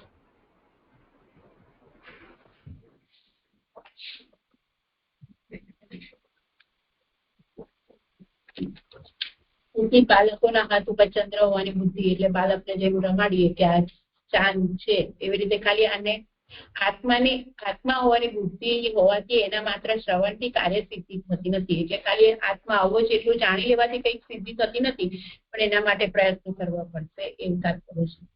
ના, એટલે આત્મજ્ઞાનથી સિદ્ધિ પ્રાપ્ત થઈ જાય છે એવું કહેવું એ હથેળીમાં ચંદ્રમાં દેખાડવા બરાબર પટાવવાની વાતો છે. જ્ઞાન માર્ગની નિષ્ફળતા જ થઈ ને, જે આગળ આપણને કહ્યું એ જ ને કે જ્ઞાન માર્ગ ઉત્તમ નથી. સાંજે છે ધન્યવાદ. થઈ ગયું. તમારું છે? હા, આગળ 41 શ્લોક છે એની ધ્યાન પાસે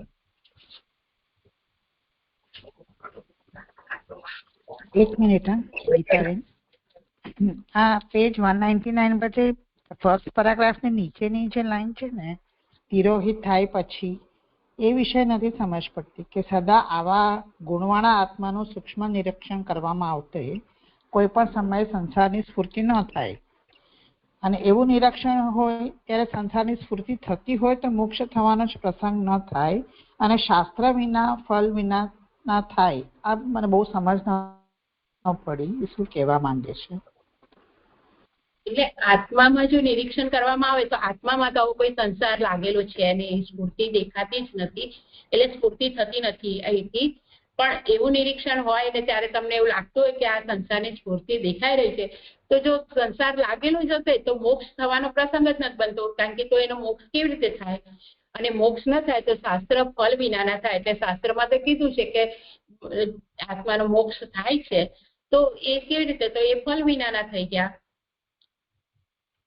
અને એ ના થાય તેના માટે એવું જો સમજ પડી જાય, જો નિરીક્ષણ થઈ જાય તો પછી સંસારની સ્ફૂર્તિ થાય જ કેવી રીતે? એટલે આ સ્ટેટમેન્ટ કોન્ટ્રાડિક્ટરી લાગે છે. પહેલું બરાબર છે, નિરીક્ષણ કરીએ તો સંસારની સ્ફૂર્તિ ન જ થાય જો આવી રીતે નિરીક્ષણ કરીએ. પછી જે લાઈન છે ને, એવું નિરીક્ષણ હોય ત્યારે સંસારની સ્ફૂર્તિ થતી હોય તો મોક્ષ ન થવાનો જ પ્રસંગ થાય. પણ નિરીક્ષણ કર્યું તો પછી તો ન જ થાય ને, જે આગળની સ્ટેટમેન્ટમાં કહ્યું તો. પણ એટલો એવી રીતે થયો નથી અને આપણને દેખાઈ રહ્યો છે કે એને સંસાર લાગેલો છે, તો પછી એને મોક્ષ નહીં થાય એવું મને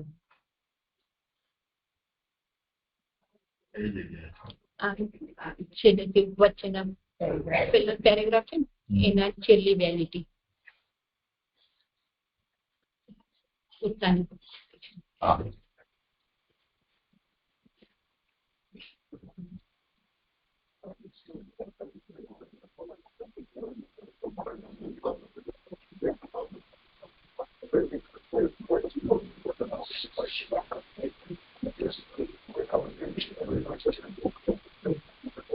સમાધાન ના, એ સેકન્ડ પાર્ટ મને નથી સમજ પડતી. જે સૂક્ષ્મ નિરીક્ષણ આપણે કરીએ, જે આ 12 ગુણવાળા દેખાડ્યા, તો એટલે આપણે આટલું જ્ઞાન થઈ જાય તો સંસાર ન સમજાય, આપણને સંસારની સ્ફૂર્તિ ન થાય, એ વાત બરાબર લાગે છે. પછી એવું જો નિરીક્ષણ આપણે કરતા હોઈએ અને સંસારની સ્ફૂર્તિ થાય, પણ એ થાય જ નહીં ને, એમ હું કહું છું આગળ કયા પ્રમાણે, એટલે મોક્ષ ન થવાનો જ પ્રસંગ થાય, એ સ્ટેટમેન્ટ નથી ખ્યાલ આવતો.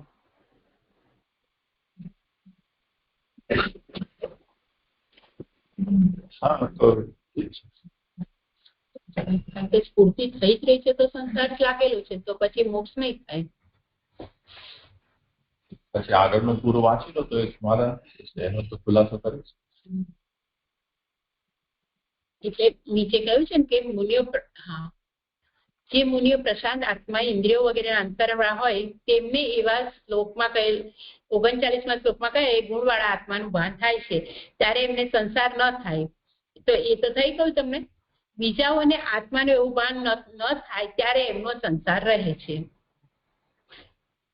એટલે જયારે જે લોકોને આત્માનું ભાન ન થતું, એટલે હા, એટલે એ જ વિષય 40મા શ્લોકનો છે એવું સમજી. પણ જે ઉપર કહ્યું ને કે નિરીક્ષણ થાય છે આ 12 પોઈન્ટનું, ત્યારે સંસારની સ્ફૂર્તિ થતી હોય, એ વિષયમાં છે કે નિરીક્ષણ થયું કોઈનું, અત્યારે અજ્ઞાની છે પણ જો આ 12 પોઈન્ટ સાથે વિચાર કરે તો પછી તો ન જ થાય ને સંસારની સ્ફૂર્તિ. એટલે શું એવું કહેવા માંગે છે, થતી હોય તો ઉલટું સમજવું, એમ કંઈક કહો છો? આમાં કીધું કે 39મા શ્લોકમાં કહ્યું આત્માનું ભાન થાય છે તો સંસાર થતો જ નથી. પણ બીજા હોય એટલે બીજા કોઈને જે નિરીક્ષણ કરવા વાળા પણ જો એમાં બીજાને આત્માનું ભાન એવું ભાન ન થાય, એટલે એવું નથી દેખાતું, તો સંસાર છે ને સંસાર છે તો પછી મોક્ષ નહીં થાય.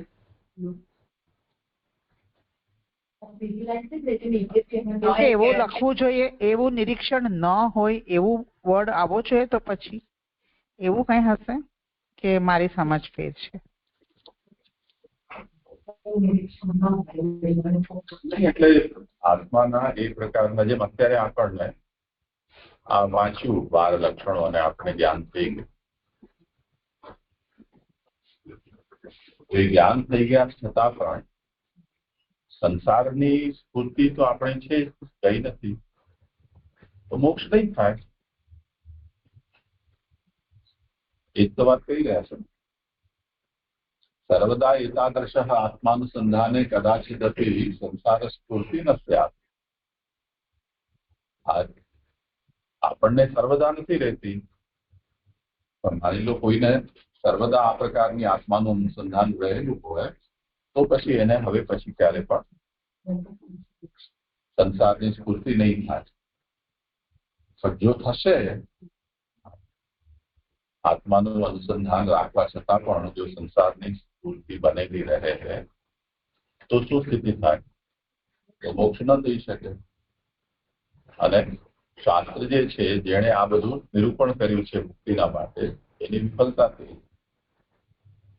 તેથી દૃષ્ટાનુપત્યા એતદ અભ્યુપગંતવ્યમ. આ જે દેખીતો વિરોધ છે કે આ વસ્તુ નથી થઈ રહી, અનુપત્તિ ને કારણે હવે આ વાત સમજવી જોઈએ. શું સમજવી જોઈએ? કે જે મુનિઓ છે, શાંતાત્મા છે, જે લોકો શુદ્ધ અંતઃકરણ છે, તેષામ આત્મા તથા વિધ સ્ફુરતિ તદા ન સંસાર. એમની જયારે આત્મા આ પ્રકારે સ્ફુરિત થાય છે ત્યારે એમને સંસાર નથી થતો. અન્યાન પ્રતિ ન સ્ફુરતિ તદા તેષામ સંસાર. આપણા જેવાને એ પ્રકારની આત્માની સ્ફૂર્ણા થતી તો આપણને સંસારમાં જ છીએ, આપણે શક્તિ નથી. હા, હવે ખબર પડી. કે એવી રીતે જાણેલી અને ન જાણેલી કથામાં પણ એટલે અમને આત્માનું ભાન થાય તો સંસાર નથી થતો એટલે મોક્ષ થાય છે. એ કથા એમ કથાની વાત કરી નથી કહ્યું છે. એવી રીતે જાણેલી અને ન જાણેલી કથામાં પણ નીચેથી ત્રીજી રીતે. હા, અહીંયા એ કન્ટિન્યુટીમાં છે. એવમ અપરોક્ષ કથા પરોક્ષ કથાયામપી પ્રમાણેન વેદાદિના સત્તર્ક સહિતેન તત્ સ્ફુરતિ. અસત્તર્કૈઃ વિપ્લુતમ સ સ્થિરો ભવતિ.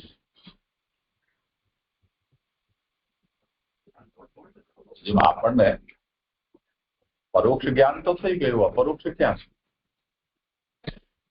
એ કહી રહ્યા છે કે એવમ અપરોક્ષ કથા પરોક્ષ કથાયામપી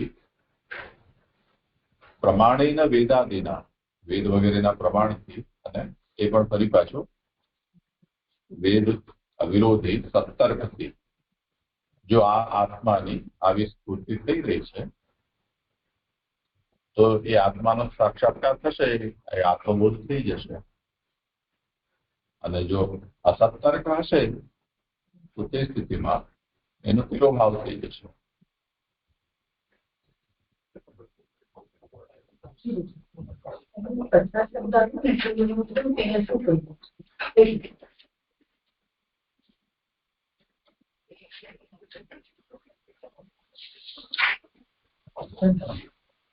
પ્રણામજી છે. એ પ્રમાણે જુદા મતનો નિરાશ કરીને, જે 39 ને 40 શ્લોકમાં જુદા મતનો નિરાશ કરીને અવતારના કર્મોનું ભાન કરે છે એમ કહેલું હોવાથી એ અવતારો કયા એ જાણવાની ઈચ્છા થાય. તેથી નીચેનો શ્લોક કહે છે. આદ્યો અવતાર પુરુષ પરસ્ય કાલ સ્વભાવ સન્મનશ્ચ દ્રવ્યમ સદઅસન્મનશ્ચ દ્રવ્યમ વિકારો ગુણ ઇન્દ્રિયાણિ વિરાટ સ્વરાટ સ્થાસ્નું ચરિષ્ણુ ભૂમ્નઃ. સમર્થ પરનો પહેલો અવતાર પુરુષ છે, પછી કાળ, સ્વભાવ, સત અને અસત, અને મન, દ્રવ્ય, વિકાર, ગુણ, ઇન્દ્રિયો, વિરાટ, સ્વરાટ, સ્થાવર અને જંગમ અવતારો છે. સુબોધનજી. હવે અહીંયા પરને સમજાવે છે. પર એટલે કે બ્રહ્મ પુરુષોત્તમનો પહેલો અવતાર પ્રકૃતિનો ભરતા પુરુષ છે. બીજો કાળ, ત્રીજો સ્વભાવ, સત અને અસત, કર્મ અથવા પ્રકૃતિ અને મન. આ મન આધિદૈવિક છે, જે સંકલ્પ દ્વારા મન ઉત્પન્ન કરનારું છે અને જેમાંથી સૃષ્ટિ થાય છે. એટલે અહીંયા બીજો કાળ કયો એ ગુણનો શોધ કરનારું છે. પછી સ્વભાવ કયું એ તો આમાં પર જે ઇન્વર્ટેડ કોમામાં છે ને એની જરૂર નથી.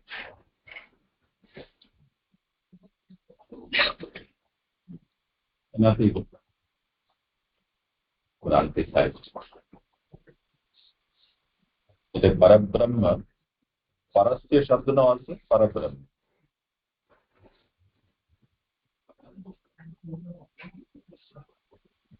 એટલે પુરુષોત્તમ. એનો આદ્યો અવતાર પુરુષ. પહેલો અવતાર પ્રકૃતિનો પહેલો અવતાર પુરુષ એટલે પ્રકૃતિનો ભરતા. આનાથી એવી ભ્રાંતિ થાય છે કે જાણે પહેલા અવતારોનું નામ પર હોય ને એવું.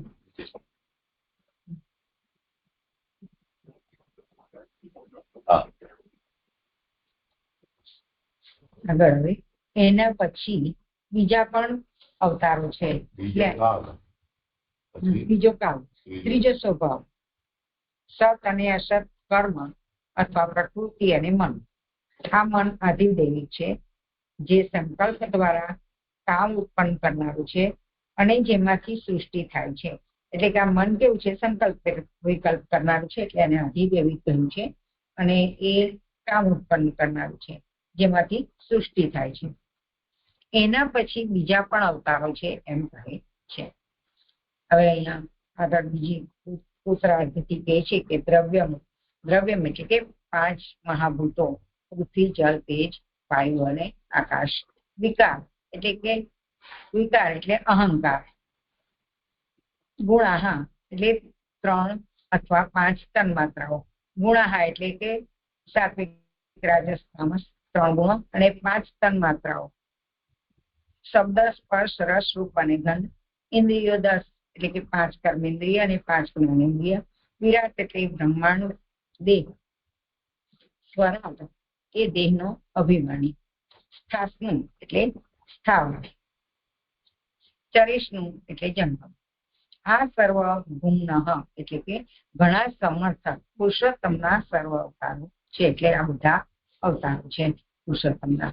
અવતાર એટલે કે નીચે આવવું, મૂળ સ્થાનમાંથી આ લોકમાં આવવું. વાસ્તવિક રીતે ત્યાં મૂળ સ્થાનમાં રહેલા એક જ ભગવાન સર્વરૂપથી આવેલા હોવાથી એ બધું એ અવતાર રૂપે છે. એટલે કે બધા મૂળ સ્થાનમાં થાય, એટલે કે પુરુષોત્તમ માંથી જ બધા આવી રહ્યા છે. એટલે એ ભગવાન સર્વરૂપથી આવેલા હોવાથી બધું અવતાર છે. 41મો શ્લોક સંપન્ન છે. પ્રશ્ન કરી દીધો કે અસત કર્મથી શું લેવું? સત અને અસત કર્મ, અસત કર્મથી શું લેવું?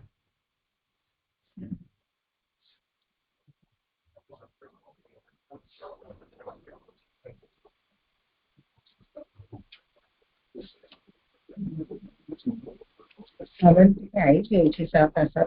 સદસત તો મૂળનો શબ્દ છે. સદસન મનશ્ચ સદસત એનો અર્થ બતાવી રહ્યા છે. સદસત નો અર્થ અહીંયા કર્મ સમજવું અથવા પ્રકૃતિ સમજવું. કર્મ સદસત એમ નહીં. અહીંયા શું કરે છે?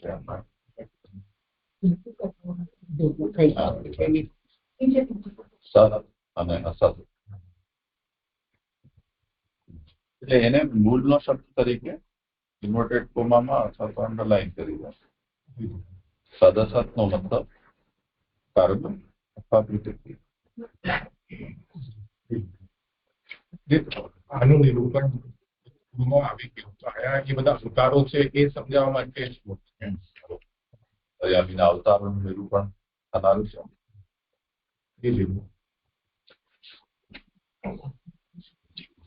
આગળ 42. હા, એક મિનિટ. ઉત્થાનિકામાં જે લખ્યું છે ને, અવતારના કર્મનું ગાન કરે છે એમ કહેલું હોવાથી, તો એ આ 37ના શ્લોકના અનુસંધાનમાં લેવાનું છે કે સ્વતંત્ર વાત છે? એટલે 37મા શ્લોકમાં કહ્યું હતું જેમના અવતારના કર્મનું આપણે નક્કી ગાન કરીએ છીએ, એટલે એ જ આ વિષય છે ને, એમ પૂછું છું. તમારે નોટેડ ફોર્મમાં એનું ઉદાહરણ જ આપેલું છે. હા, બરાબર. એક જે અહીંયા આગળ શ્લોકમાં ગણના કરી છે એ વાત તો બરાબર, પણ સામાન્ય રીતે વાત એમ છે પુરુષ, કાળ, સ્વભાવ, કર્મની સાથે અથવા કરીને પ્રકૃતિ ગણી અને પાંચમું મન ગણી. તો કાલ કર્મ, સ્વભાવ, પ્રકૃતિ, પુરુષ એમ સામાન્ય રીતે જાણતા હોઈએ છીએ. તો અહીંયા એક ગણના મનની અલગ થઈ અને એને મન આધિદૈવિક છે એમ કરીએ અને એના પછીનું જે વાક્ય આવ્યું ને એ જ 200 પાના પર છેલ્લું, એના પછી બીજા પણ અવતારો છે એમ કહે છે. એટલે એના પછી એટલે આ પરબ્રહ્મના 5 અવતાર અને પછી એના પછી આ પરબ્રહ્મના બીજા અવતારો એ પ્રકારે છે. અને આ મનને જે છે એ આગળ મૂળમાં તો કયું છે એટલું તો સ્પષ્ટ છે, એમાં તો ના નથી. આમાં તૈત્તરીય બ્રાહ્મણનું ઉદાહરણ કાનુભાઈ નો પુરુષોત્તમજી આપેલું છે આનો સંદર્ભ. અસતો હિ મનો સૃજ્યત મન પ્રજાપતિમ અસૃજત. આ શ્રુતિ છે. એ શ્રુતિમાં આ વાત સમજાવવામાં આવી છે. એને પણ એ સદજીવ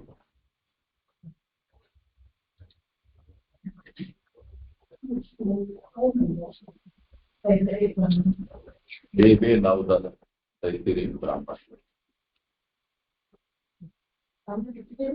અને અસલ કર્મ તો કર્મ અને અસલ ચલો પણ કર્મ અથવા પ્રકૃતિ કર્મ એટલે કર્મ અને પ્રકૃતિ જેને ચલે કહ્યું કે આ 5 એનર્જી છે આપણે પ્રકૃતિ. તો કર્મ અથવા પ્રકૃતિ એને એક સાથે કેવી રીતે લીધા? સદસત કર્મ, સદસત પ્રકૃતિ. સદસત શબ્દથી કર્મ સમજો અથવા તો પ્રકૃતિ સમજો, અથવા બંને સમજવું હોય તો બંને સમજો. બ્રહ્માજી એમ કહેવા માંગે છે કે આ જે પ્રકટ થયું છે એમાં આ બધા જ અવતારો જ છે પેલા. એટલે તાત્પર્ય છે કે અત્યાર સુધીમાં જેટલું પણ ગણવામાં આવ્યું છે તે બધું આદિદૈવિક સ્વરૂપ હોવાને કારણે એ બધા ભગવાનના અવતારો છે. હવે અહીંયા સદસત પદથી બ્રહ્માજીનો અભિપ્રાય યા તો કર્મના વિષયમાં હોઈ શકે છે, પ્રકૃતિના. શબ્દનો અર્થ આ સમજ.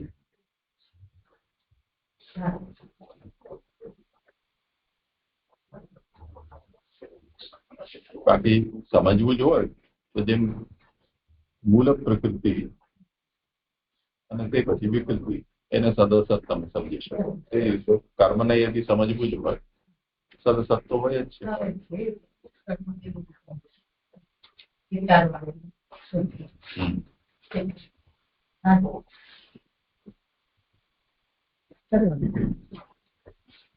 શ્લોક 42, 43, 44 ઉત્થાનિકા છે. ભગવાન પુરુષોત્તમ હોવાથી સમાન જાતિ વાળાઓમાંથી ઉત્તમ પ્રકારના ગુણ વાળા જો હોય તો આગળ કહેવામાં આવે છે એમ એઓને નીચેના શ્લોકથી ગણાવે છે. એમાં 1 નંબરની ફૂટનોટ છે કે લોકમાં પ્રસિદ્ધિથી અવતારનું બીજું લક્ષણ હોય તો એવો અર્થ છે. એટલે કે બીજું લક્ષણ કરીને અહીંયા બીજા બધા અવતારોને અહીંયા મહાપ્રભુજી ગણાઈ રહ્યા છે. અને અહીંયા જે ધ્યાન સમજાયું કે ભગવાન પુરુષોત્તમ તો છે જ, પછી એમાં આગળ ઉત્થાનિકામાં એમ કહ્યું કે સમાન જાતિ વાળાઓમાંથી ઉત્તમ પ્રકારના ગુણ વાળા જો હોય તેમને આગળ કે છે. તો સમાન જાતિ વાળાઓથી કેવી રીતે? ભગવાન ઐશ્વર્ય આદિ ષડ ગુણ વાળા એ જે પણ હશે એ બધા સજાતીય છે. એટલે આનંદ જેમાં પ્રકટ છે તે. તો હવે એવા જો ઢગલાબંધ હોય બધાને ગુણ અને અવતારના રૂપમાં કહેવા જતા તો બહુ વિસ્તાર થઈ જાય અને એની અવતાર રૂપતા પછી રહે નહીં. તો ઉત્કર્ષ લક્ષણ ગુણવત્તમ ચેત, જે પણ ભાગવાળા છે એમાં જો ઉત્તમ પ્રકારના ગુણો છે તો એ અવતાર છે, ઉત્તર પ્રકારના નથી, સાધારણ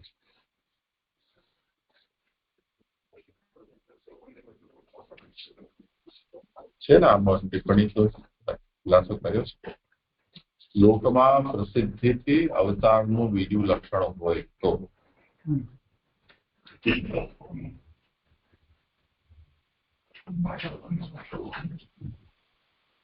ઉત્કર્ષ લક્ષણ ગુણવત્તમ ચેત એટલે લોક પ્રસિદ્ધ્યા અવતારસ્ય લક્ષણાંતરમ ચેત. એટલે લોક એને અવતાર તરીકે જો ઓળખતા હોય તો અવતાર છે. કેમ કે ભગવાનની દ્રષ્ટિથી તો એ જળ પદાર્થ સુધી પણ ભગવાનનું જ રૂપ છે અને બધા અવતારો છે એમ 41મા શ્લોકમાં તો કહી ચૂક્યા. એટલે ભગવાનની દ્રષ્ટિથી તો ઉત્તમ કે અનુત્તમનો કોઈ પ્રશ્ન નથી, બધું પોતે જ છે. એટલે અવતાર રૂપતા તો આપણા લોકોના દ્રષ્ટિથી જ છે ને, આ અવતાર છે. જેના આવવાથી આપણે તાળી વગાડી દેતા હોઈએ છીએ, જય જયકાર કરી દેતા હોઈએ.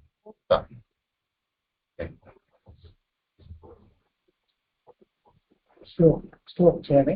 અહમ ભાવો યજ્ઞ પ્રજિષા દક્ષાદયો યે ભાવ દાદયશ્ચ ભગવત આદયશ્ચ ભૂલોકપાલા ભુવર્લોકપાલા સ્વર્લોકપાલા તલલોકપાલા ગંધર્વ વિદ્યાધરચારણેશ્ચા યે યક્ષ રક્ષો રગનાગનાથઃ યે વા ઋષીણામ ઋષભાઃ પિતॄણામ દૈત્યેન્દ્ર સિદ્ધેશ્વર દાનવેન્દ્રાઃ अन्ये च ये प्रेत पिशाच भूत कुष्मांड यादव मृग पक्ष्य जिषाः यत्किंच लोके भगवन् महस्वदोजः सहस्वद बलवत् क्षमावत् श्री ह्री बुद्ध्यात्मवद अद्भुत भूतानम् तत्वं परम रूपवद स्वरूपम. શ્લોકાર્થ. હું મહાદેવ યજ્ઞ આ પ્રજાના દક્ષ વગેરે જે ઈશ્વરો અને તમો વગેરે ભૂલોકનું પાલન કરનારા, ભુવરલોકનું પાલન કરનારા, સ્વરલોકનું પાલન કરનારા, તલલોકનું પાલન કરનારા, ગાંધર્વ, વિદ્યાધર અને ચારણોના ઈશ્વરો, જે યક્ષ, રાક્ષસ, સર્પ અને નાગના નાથો અને જે ઋષિઓમાં ઉત્તમ અને પિતૃઓમાં ઉત્તમ છે તે ઉત્તમ દૈત્યો, સિદ્ધોના ઈશ્વરો, ઉત્તમ દાનવો અને બીજા જે પ્રેત, પિશાચ, ભૂત, કુષ્માંડ, જલચર, જનાવર અને પક્ષીના ઈશ્વરો, જે કાંઈ લોકમાં ભગવાળું, ઇન્દ્રિયોની શક્તિવાળું, મનની શક્તિવાળું, બલવાળું, ક્ષમાવાળું છે તે શોભા, લજ્જા, લક્ષ્મી, બુદ્ધિ, અદ્ભુત વર્ણ, રૂપવાળું, સ્વરૂપ વિનાનું જે કાંઈ છે તે તત્વ છે. સુબોધિનીજી. પોતાથી હલકા, પોતાના સેવકોમાંથી ઘણામાં ઉત્તમપણું હોય, તેથી તે સર્વ ભગવાનના અવતારો છે. પોતાથી એટલે કે ભગવાનથી હલકા, પોતાના જે સેવકો છે એમનામાં પણ ઘણામાં ઉત્તમપણું હોય છે, તે સર્વ ભગવાનના અવતારો છે. એ પૈકી પહેલો હું બ્રહ્મા છું. ભવ એટલે કે મહાદેવ, યજ્ઞ એટલે યજ્ઞનારાયણ, મરીચી વગેરે પ્રજાના ઈશ્વરો. તેઓમાં બીજા કલ્પમાં દક્ષ મુખ્ય હતો, તેથી દક્ષ વગેરે પ્રજાના ઈશ્વરો તમે મુખ્ય છો જીવોમાં, તે તમે ભક્તો એટલે કે આ બધાને અહીંયા બીજા કલ્પમાં જે દક્ષ છે એ બધાને, મરીચી વગેરે એ બધાને ભક્તો ગણાયા છે. ચ શબ્દ હોવાથી સનક વગેરે એટલે એમાં ભક્તોની કેટેગરીમાં સનકને સનક, સનંદન વગેરે પણ અહીંયા લઈ લીધા છે. એ પ્રમાણે છેલ્લું દક્ષ વગેરે પ્રજાના ઈશ્વરો, પછી અલ્પવિરામ છે.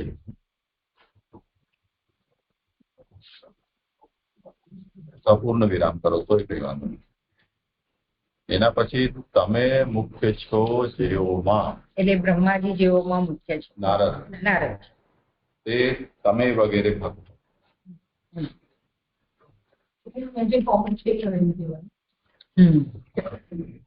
એ કાઢો કે ના કાઢો, એના પહેલા જે કોમાં પ્રજાના ઈશ્વર એ લક્ષ.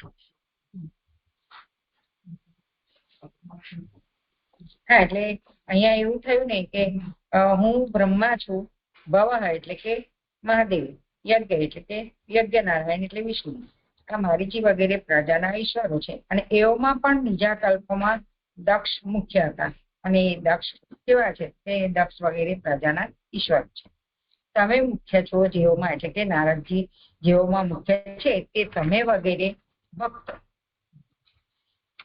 ચ શબ્દ હોવાથી સનક વગેરે એ પ્રમાણે સ્વભાવથી મુખ્ય કહ્યા, એટલે આ ઉપર જે કહ્યા એ બધાને સ્વભાવથી મુખ્ય કહ્યા. હવે ઉત્તરાર્ધથી અધિકારીથી મુખ્ય કહેલા છે. એવો અહીંયા જુદો પાઠ કરીને કહે છે કે ભૂલોક પાલન એટલે કે હોય ત્યારે ભૂર એ અવ્યય છે, એટલે કે ભૂર એ અવ્યય છે અને લોક પાવા એટલે એવી રીતે સમજવાનું. આગળ પણ કે ભૂમિના પાલો એટલે કે પૃથ્વી લોકનું પાલન કરનારાઓ, ભુવરલોક પાલહા એટલે કે અંતરિક્ષ લોકનું પાલન કરનારા, સ્વરલોક પાલહા એટલે કે ઉપરના લોકનું પાલન કરનારા, તળલોક પાલહો એટલે કે નીચેના લોકનું પાલન કરનારા. હવે અહીંથી બીજો શ્લોક એટલે કે 43મો શ્લોક ચાલુ થાય છે, 42મો શ્લોક પૂરો થાય. ગંધર્વ વગેરેના જે ઈશ્વરો છે, યક્ષો વગેરેના જે નાથો છે તે, એટલે કે ગંધર્વ વગેરેના જે ઈશ્વરો અને યક્ષોના જે નાથો છે તેને અહીંયા ગણાયા. રક્ષો રગ એ સંધિ વૈદિક છે, એટલે જેમાં મને નથી સમજ પડતી. રક્ષો રગ એ સંધિ વૈદિક છે. ગંધર્વ વગેરે રાક્ષસો, યક્ષ વગેરે તામસો, ઋષિઓમાં ઉત્તમ સાત્વિકો છે. એટલે ઉરગ કહેવાય ને, ઉરગ તો રાક્ષસ અને ઉરગ. તો રક્ષ ઉરગ તો રક્ષૌ થવું જોઈએ, એની જગ્યાએ રક્ષો કર્યું છે ને, એના કારણે એટલે પાણીના નિયમ પ્રમાણે આમ આ પ્રયોગ ન થઈ શકે, પણ વેદમાં તેમ છતાં પણ કર્યું છે.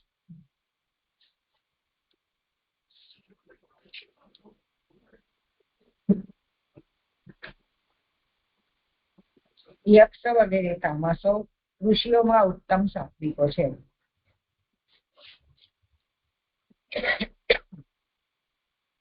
પિતૃઓમાં ઉત્તમ ગુણોના મિશ્રણ વાળા છે, એવું પહેલા કહેલાઓ પણ જાણવું.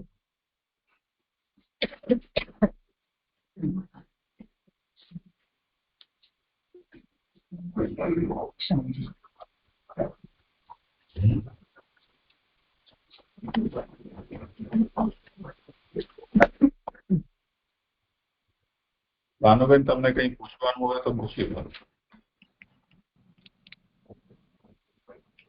હાજી, અહીં રાક્ષસો રાજસો ને બદલે રાક્ષસો કેમ વંચાયું એમને? ગંધર્વ વગેરેના જે ગંધર્વ વગેરે રાક્ષસો બોલ્યા, અહીં આપણામાં રાજસો છે.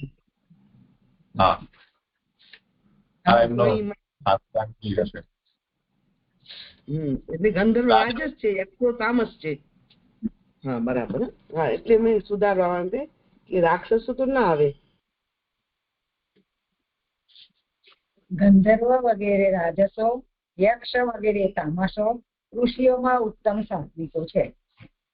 પિતૃઓમાં ઉત્તમ ગુણોના મિશ્રણ વાળા છે, એવું પહેલા કહેલાઓમાં પણ જાણવું. એટલે પહેલા કહેલાઓમાં એટલે જે ગંધર્વ રાજસો કયા, યક્ષ તામસો કયા અને ઋષિઓને સાત્વિક કયા, એ પ્રમાણે પહેલા કયા પ્રમાણે જાણવું એમ. ઉત્તમ દૈત્યો વગેરે અનુક્રમે રાજસ, સાત્વિક અને તામસ છે. એટલે ગંધર્વોને રાજસ કયા અને સાત્વિકોમાં ઋષિઓને લીધા અને તામસ યક્ષો છે. હવે આગળ તમો ગુણના મિશ્રણ વાળા તામસોને કહે છે. આમનું સ્વરૂપ ત્રીજા સ્કંદમાં કહેવામાં આવશે. એટલે કે આ જે તામસના તમો ગુણના મિશ્રણ વાળા જે તામસો છે એમનું સ્વરૂપ ત્રીજા સ્કંદમાં કહેવામાં આવશે. પ્રેત વગેરેના જે ઈશ્વરો છે વળી જે કાંઈ ઉત્તમ ગુણ ભોગ વગેરે ઐશ્વર્ય વગેરે ભાગ્ય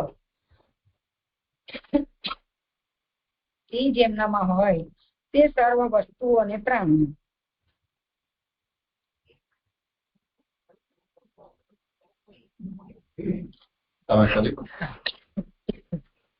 સર્વ વસ્તુઓ અને પ્રાણીઓ. મહ એટલે તેજ, ઓજઃ એટલે ઇન્દ્રિયોની શક્તિ, શહ એટલે મનની શક્તિ. ઓજસ સાથેનું શહ શબ્દોથી મન અને ઇન્દ્રિયો પરસ્પર ઉપકાર કરનારા હોવાથી એ બે શક્તિઓ એક હોય તેમ ઓજસ સહસ્વત શબ્દથી કહેલ છે. એટલે ઓજસ એટલે ઇન્દ્રિયોની શક્તિ અને મનની શક્તિ એ બધી સાથે કહેલી છે. મન અને ઇન્દ્રિયો પરસ્પર ઉપકાર કરનાર હોવાથી એ બે શક્તિઓ એક સાથે કહી છે. બલમ એટલે દેહની શક્તિ, ક્ષમા એટલે સહન કરવાની શક્તિ, આભ વગેરે પદાર્થ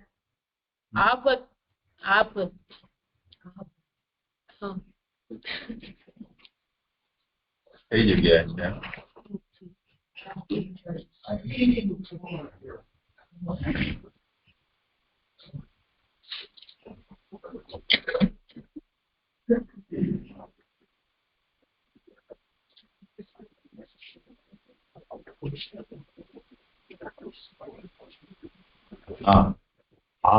પછી સ્પેસ ભગ વગેરે પદાર્થ.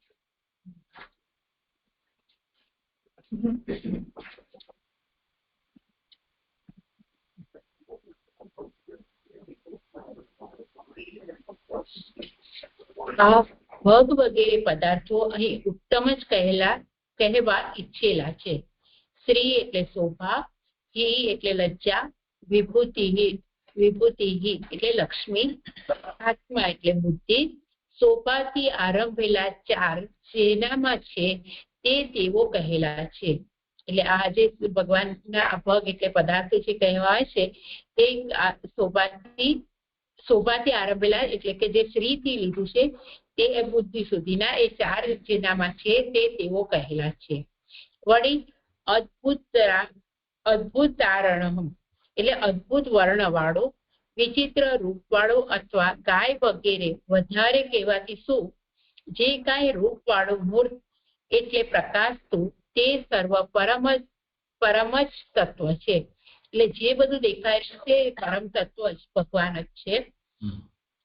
વળી જે સ્વરૂપ વિનાનું આકાશ વગેરે અમૂર્ત છે તે પણ તત્વ છે એવો અર્થ છે. એટલે જે આ મૂર્ત પદાર્થ જે પ્રકાશતું દેખાય છે તે પણ ભગવાન છે અને જે નથી પ્રકાશતું દેખાતું એટલે આકાશ વગેરે જે નથી દેખાઈ રહ્યો તે પણ તત્વ જ છે. એટલે એ ભગવાન જ છે એવો અર્થ છે. કારણ કે સ્વરૂપ વિનાના તરીકે અથવા રૂપવાળા તરીકે એની પણ પ્રસિદ્ધિ છે. એટલે સ્વરૂપ ના હોય તેની અને રૂપ છે તેનું પણ બધાની પ્રસિદ્ધિ છે જ. એટલે આકાશ કોઈ નિરૂપ કહે છે, કોઈ રૂપ વાળું કહે છે. તો આકાશને પણ અહીંયા ભગવદ રૂપ જ ત્રીજી લીટીમાં જોગીનગરે વાંચ્યું તો બરાબર જ વાંચ્યું, પણ આમાં તો પછી સુધારી લઈએ ને એટલે જે કઈ રૂપ વાળું રૂપ એટલે પ્રકાશ પછી તો એમ કરેલું છે. પ્રકાશ હતું આખું જ આવશે તો જે હમણાં મૂર્તનો અર્થ અહીંયા પ્રકાશમાનમ, પ્રકાશ નીચે ત્રીજી લીટી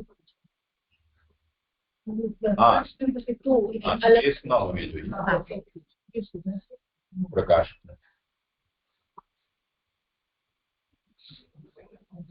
આમાં વિચિત્ર રૂપવાળો અથવા ગાય વગેરે એ બધું જ ભગવાન બન્યા છે, પણ એ શું એ કેવી સમજવાનું? એટલે ગાય વગેરે અવતાર સમજવાનું કહી રહ્યા છે નહીં. વિચિત્ર એટલે વિવિધ રૂપ વાળા. હા, એ તો વિવિધ રૂપ વાળા. ગાય સિવાય બીજા બધા પ્રાણીઓ એ રીતે કહેવાય અવતારો.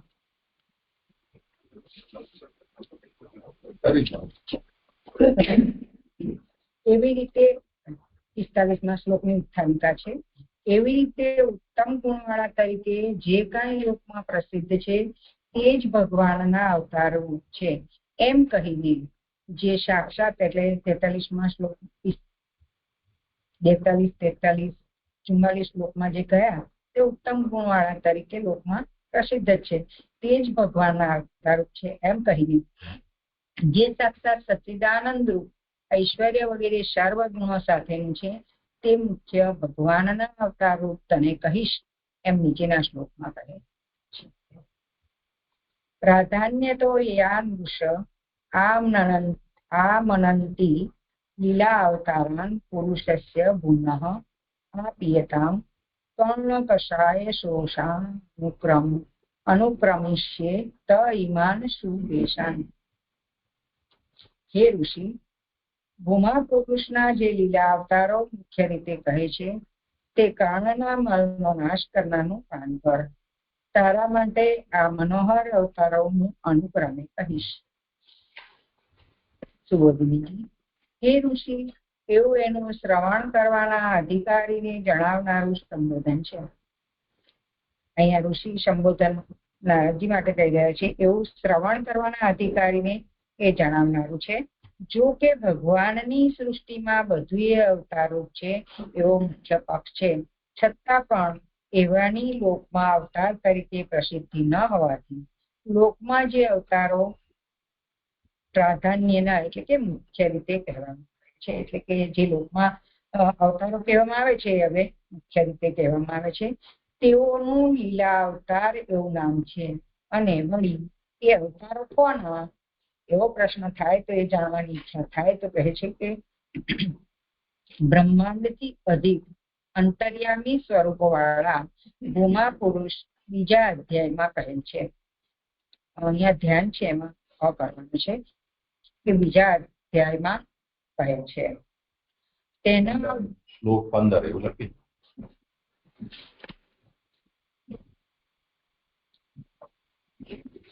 કે નારાયણ એ શ્લોક લેવા સુધી જે શ્લોક છે નારાયણ પરાવેદાર દેવા નારાયણ ગજા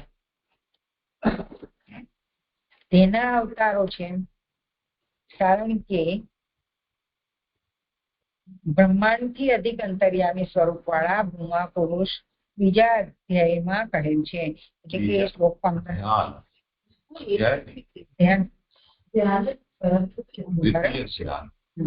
બીજા ધ્યાનમાં કહેલ છે. એટલે એ શ્લોક 15માં કહેલ છે તેના અવતારો છે. કારણ કે દેહ, જીવ અને અંતર્યામી અનુક્રમે સચિત અને આનંદરૂપ છે. તે પૈકી અનુક્રમે દેહ અને જીવ કહ્યા.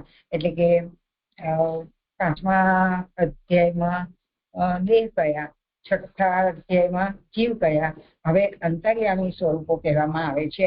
એટલે કે એ જે 7મા અધ્યાયમાં કહેવામાં આવશે એ અંતર્યામી સ્વરૂપો કહેવામાં આવશે.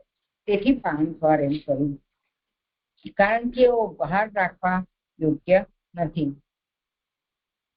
વચમાં પણ રાખવા યોગ્ય નથી, પરંતુ સર્વની અંદર કરવાના એટલે કે રાખવાના હોવાથી સર્વ તરફથી પ્રિયતામ એટલે કે પાન પર એવો અર્થ છે. જે આ બે લીટી નથી સમજાઈ, એટલે કે કારણ કે બહાર રાખવા યોગ્ય નથી, વચમાં રાખવા યોગ્ય નથી, પણ સર્વની અંદર રાખવાના હોવાથી સર્વ તરફથી પાન કરે. એટલે આમાં બે ના સમજાયું, વચમાં રાખવા યોગ્ય નથી. એટલે અહીંયા કહ્યું ને કર્ણના મલનો નાશ કરનારનું પાન કર એમ નારદજીને કહી રહ્યા છે. આપી યતા તો એના માટે કહી રહ્યા છે કે આ જે અવતાર છે એ નહીં બહિસ્થાપન યોગ્યાનાધિપત્ય સર્વાંતરા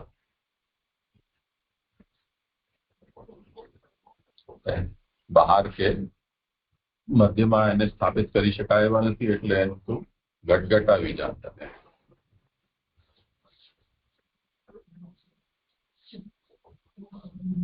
કર્ણના મેળનો નાશ કરનારા વિશેષણથી એઓના શ્રવણનું ઉત્તમ ફળ કહેલું છે. એટલે કે એ કર્ણનો મેળ નાશ કરનારા હોવાથી એમનું શ્રવણ ઉત્તમ ફળ કહેલું છે. એઓના શ્રવણનું ઉત્તમ ફળ કહેલું છે. જો કે સર્વ ભગવાનનું ચરિત્ર છે, છતાં પણ લૌકિક દોષથી કર્ણ દુષ્ટ થયેલ હોવાથી ભગવાનના ચરિત્રના શ્રવણમાં રુચિ ઉત્પન્ન થતી નથી. એટલે કે કર્ણ તો દુષ્ટ થયા છે, એટલે લૌકિક દોષથી દુષ્ટ થયા છે, એટલે ભગવાનનું ચરિત્ર તો બધું જ ભગવાનનું ચરિત્ર છે, તો એ સર્વ ભગવાનનું ચરિત્ર છે, તો એ દુષ્ટ છે. લૌકિક કર્ણથી દુષ્ટ થયું છે, તો એ ભગવાનના ચરિત્રનો રુચિ ઉત્પન્ન થઈ. લૌકિક દોષથી કર્ણ દુષ્ટ થયા છે, એટલે ભગવાનનું ચરિત્રમાં રુચિ ઉત્પન્ન થતી નથી. એમ એ પૈકી કર્ણના મળનો નાશ કરનારું હોવાથી આનું શ્રવણ થશે, એટલે કે જે કથાનું શ્રવણ થશે ત્યારે સર્વ ચરિત્રમાં રુચિ ઉત્પન્ન થશે એવો અર્થ છે. એટલે ભગવત કથાનું શ્રવણ થશે, એમના અવતારોનું શ્રવણ થશે ત્યારે એ રુચિ ઉત્પન્ન થશે એવો અર્થ છે. તેથી જ અનુક્રમિષ્યે, હું અનુક્રમથી કહીશ. તે એટલે કે તારા માટે કહીશ. બ્રહ્માજી કહે છે કે તારા માટે કહીશ, કારણ કે ઉત્તમ પ્રકારનો તું જ અધિકારી છે. આ એટલે કે મારી બુદ્ધિમાં રહેલા સુપેસરામ શબ્દથી ઘણા આડંબરથી કહેવાનું પ્રયોજન જણાવેલ છે.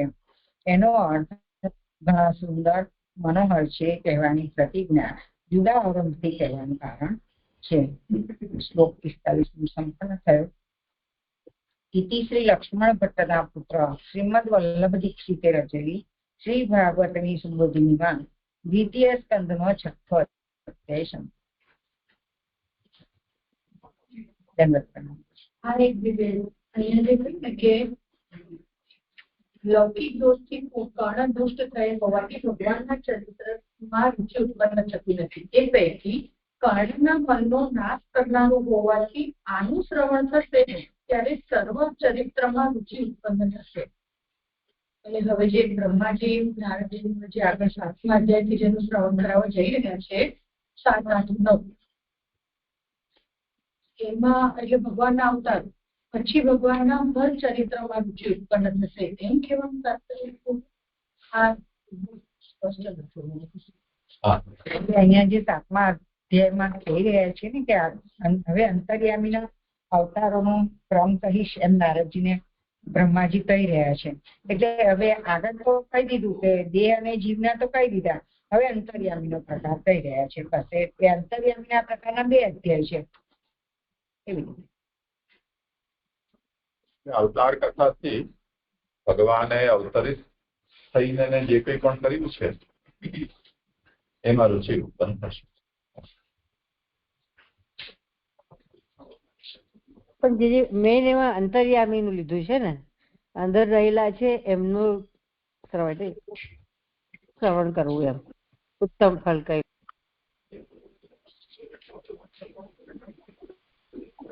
અવતાર અંતર્યામીના અવતારો છે. જી જી અંતર્યામી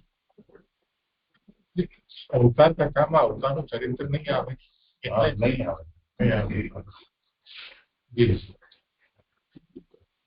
પેલા વિશેષ નિરૂપણ થશે એનાથી કામના મેલ દૂર થઈ જશે.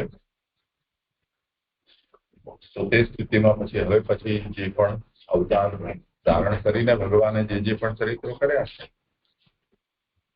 તે બધામાં રુચિ ઉત્પન્ન થશે. ગમે તેની તમે કોઈ વાર્તા સંભળાવો તો માણસની રુચિ ન થાય એને. અચ્છા આ વ્યક્તિ જેમાં આપણે કમાટી બાગના ઝૂમાં ફરી આવીએ અને એની વાર્તા આપણે કહીએ તો આપણાથી જે પ્રભાવિત હોય એ વ્યક્તિ તો ઠીક છે સાંભળી લેશે, રુચિ હોય કે ન હોય. નરેન્દ્ર મોદી વંશારામાં જઈને આવ્યો છે અને આ રીલ નરેન્દ્ર મોદીની છે તો પછી એની વ્યુઅરશિપ ઘણી બધી છે. તાત્પર્ય હવે અર્પિતાબેન નામનું પૂછતા હોય એવું લાગે છે. વિશાલ પ્રશ્ન હતો જે છેલ્લું આમાં જે કીધું ને સુશેષલાન શબ્દથી ઘણા આડંબરથી કહેવાનું પ્રયોજન જણાવેલ છે. બીજું એ શબ્દ નહીં સમજાયું, ઘણા આડંબરથી કહેવાનું પ્રયોજન એટલે અંદર લખેલું છે કે એનો અર્થ ઘણા સુંદર મનોહર. વિસ્તારથી કહીશે. ભગવાનના અવતાર ચરિત્ર એવા સ્પેશિયલ છે એટલે અત્યારે આટલી ભૂમિકા બાંધી એનો એ હેતુ છે કે આગળ બહુ વ્યવસ્થિત સારી રીતે એનું નિરૂપણ કરવું છે. આડંબર શબ્દનો એવો મત સંસ્કૃતમાં એવો મતલબ થાય. જી જી જી. વિસ્તારગ્રહ નાના અવતાર કરતા છે એવું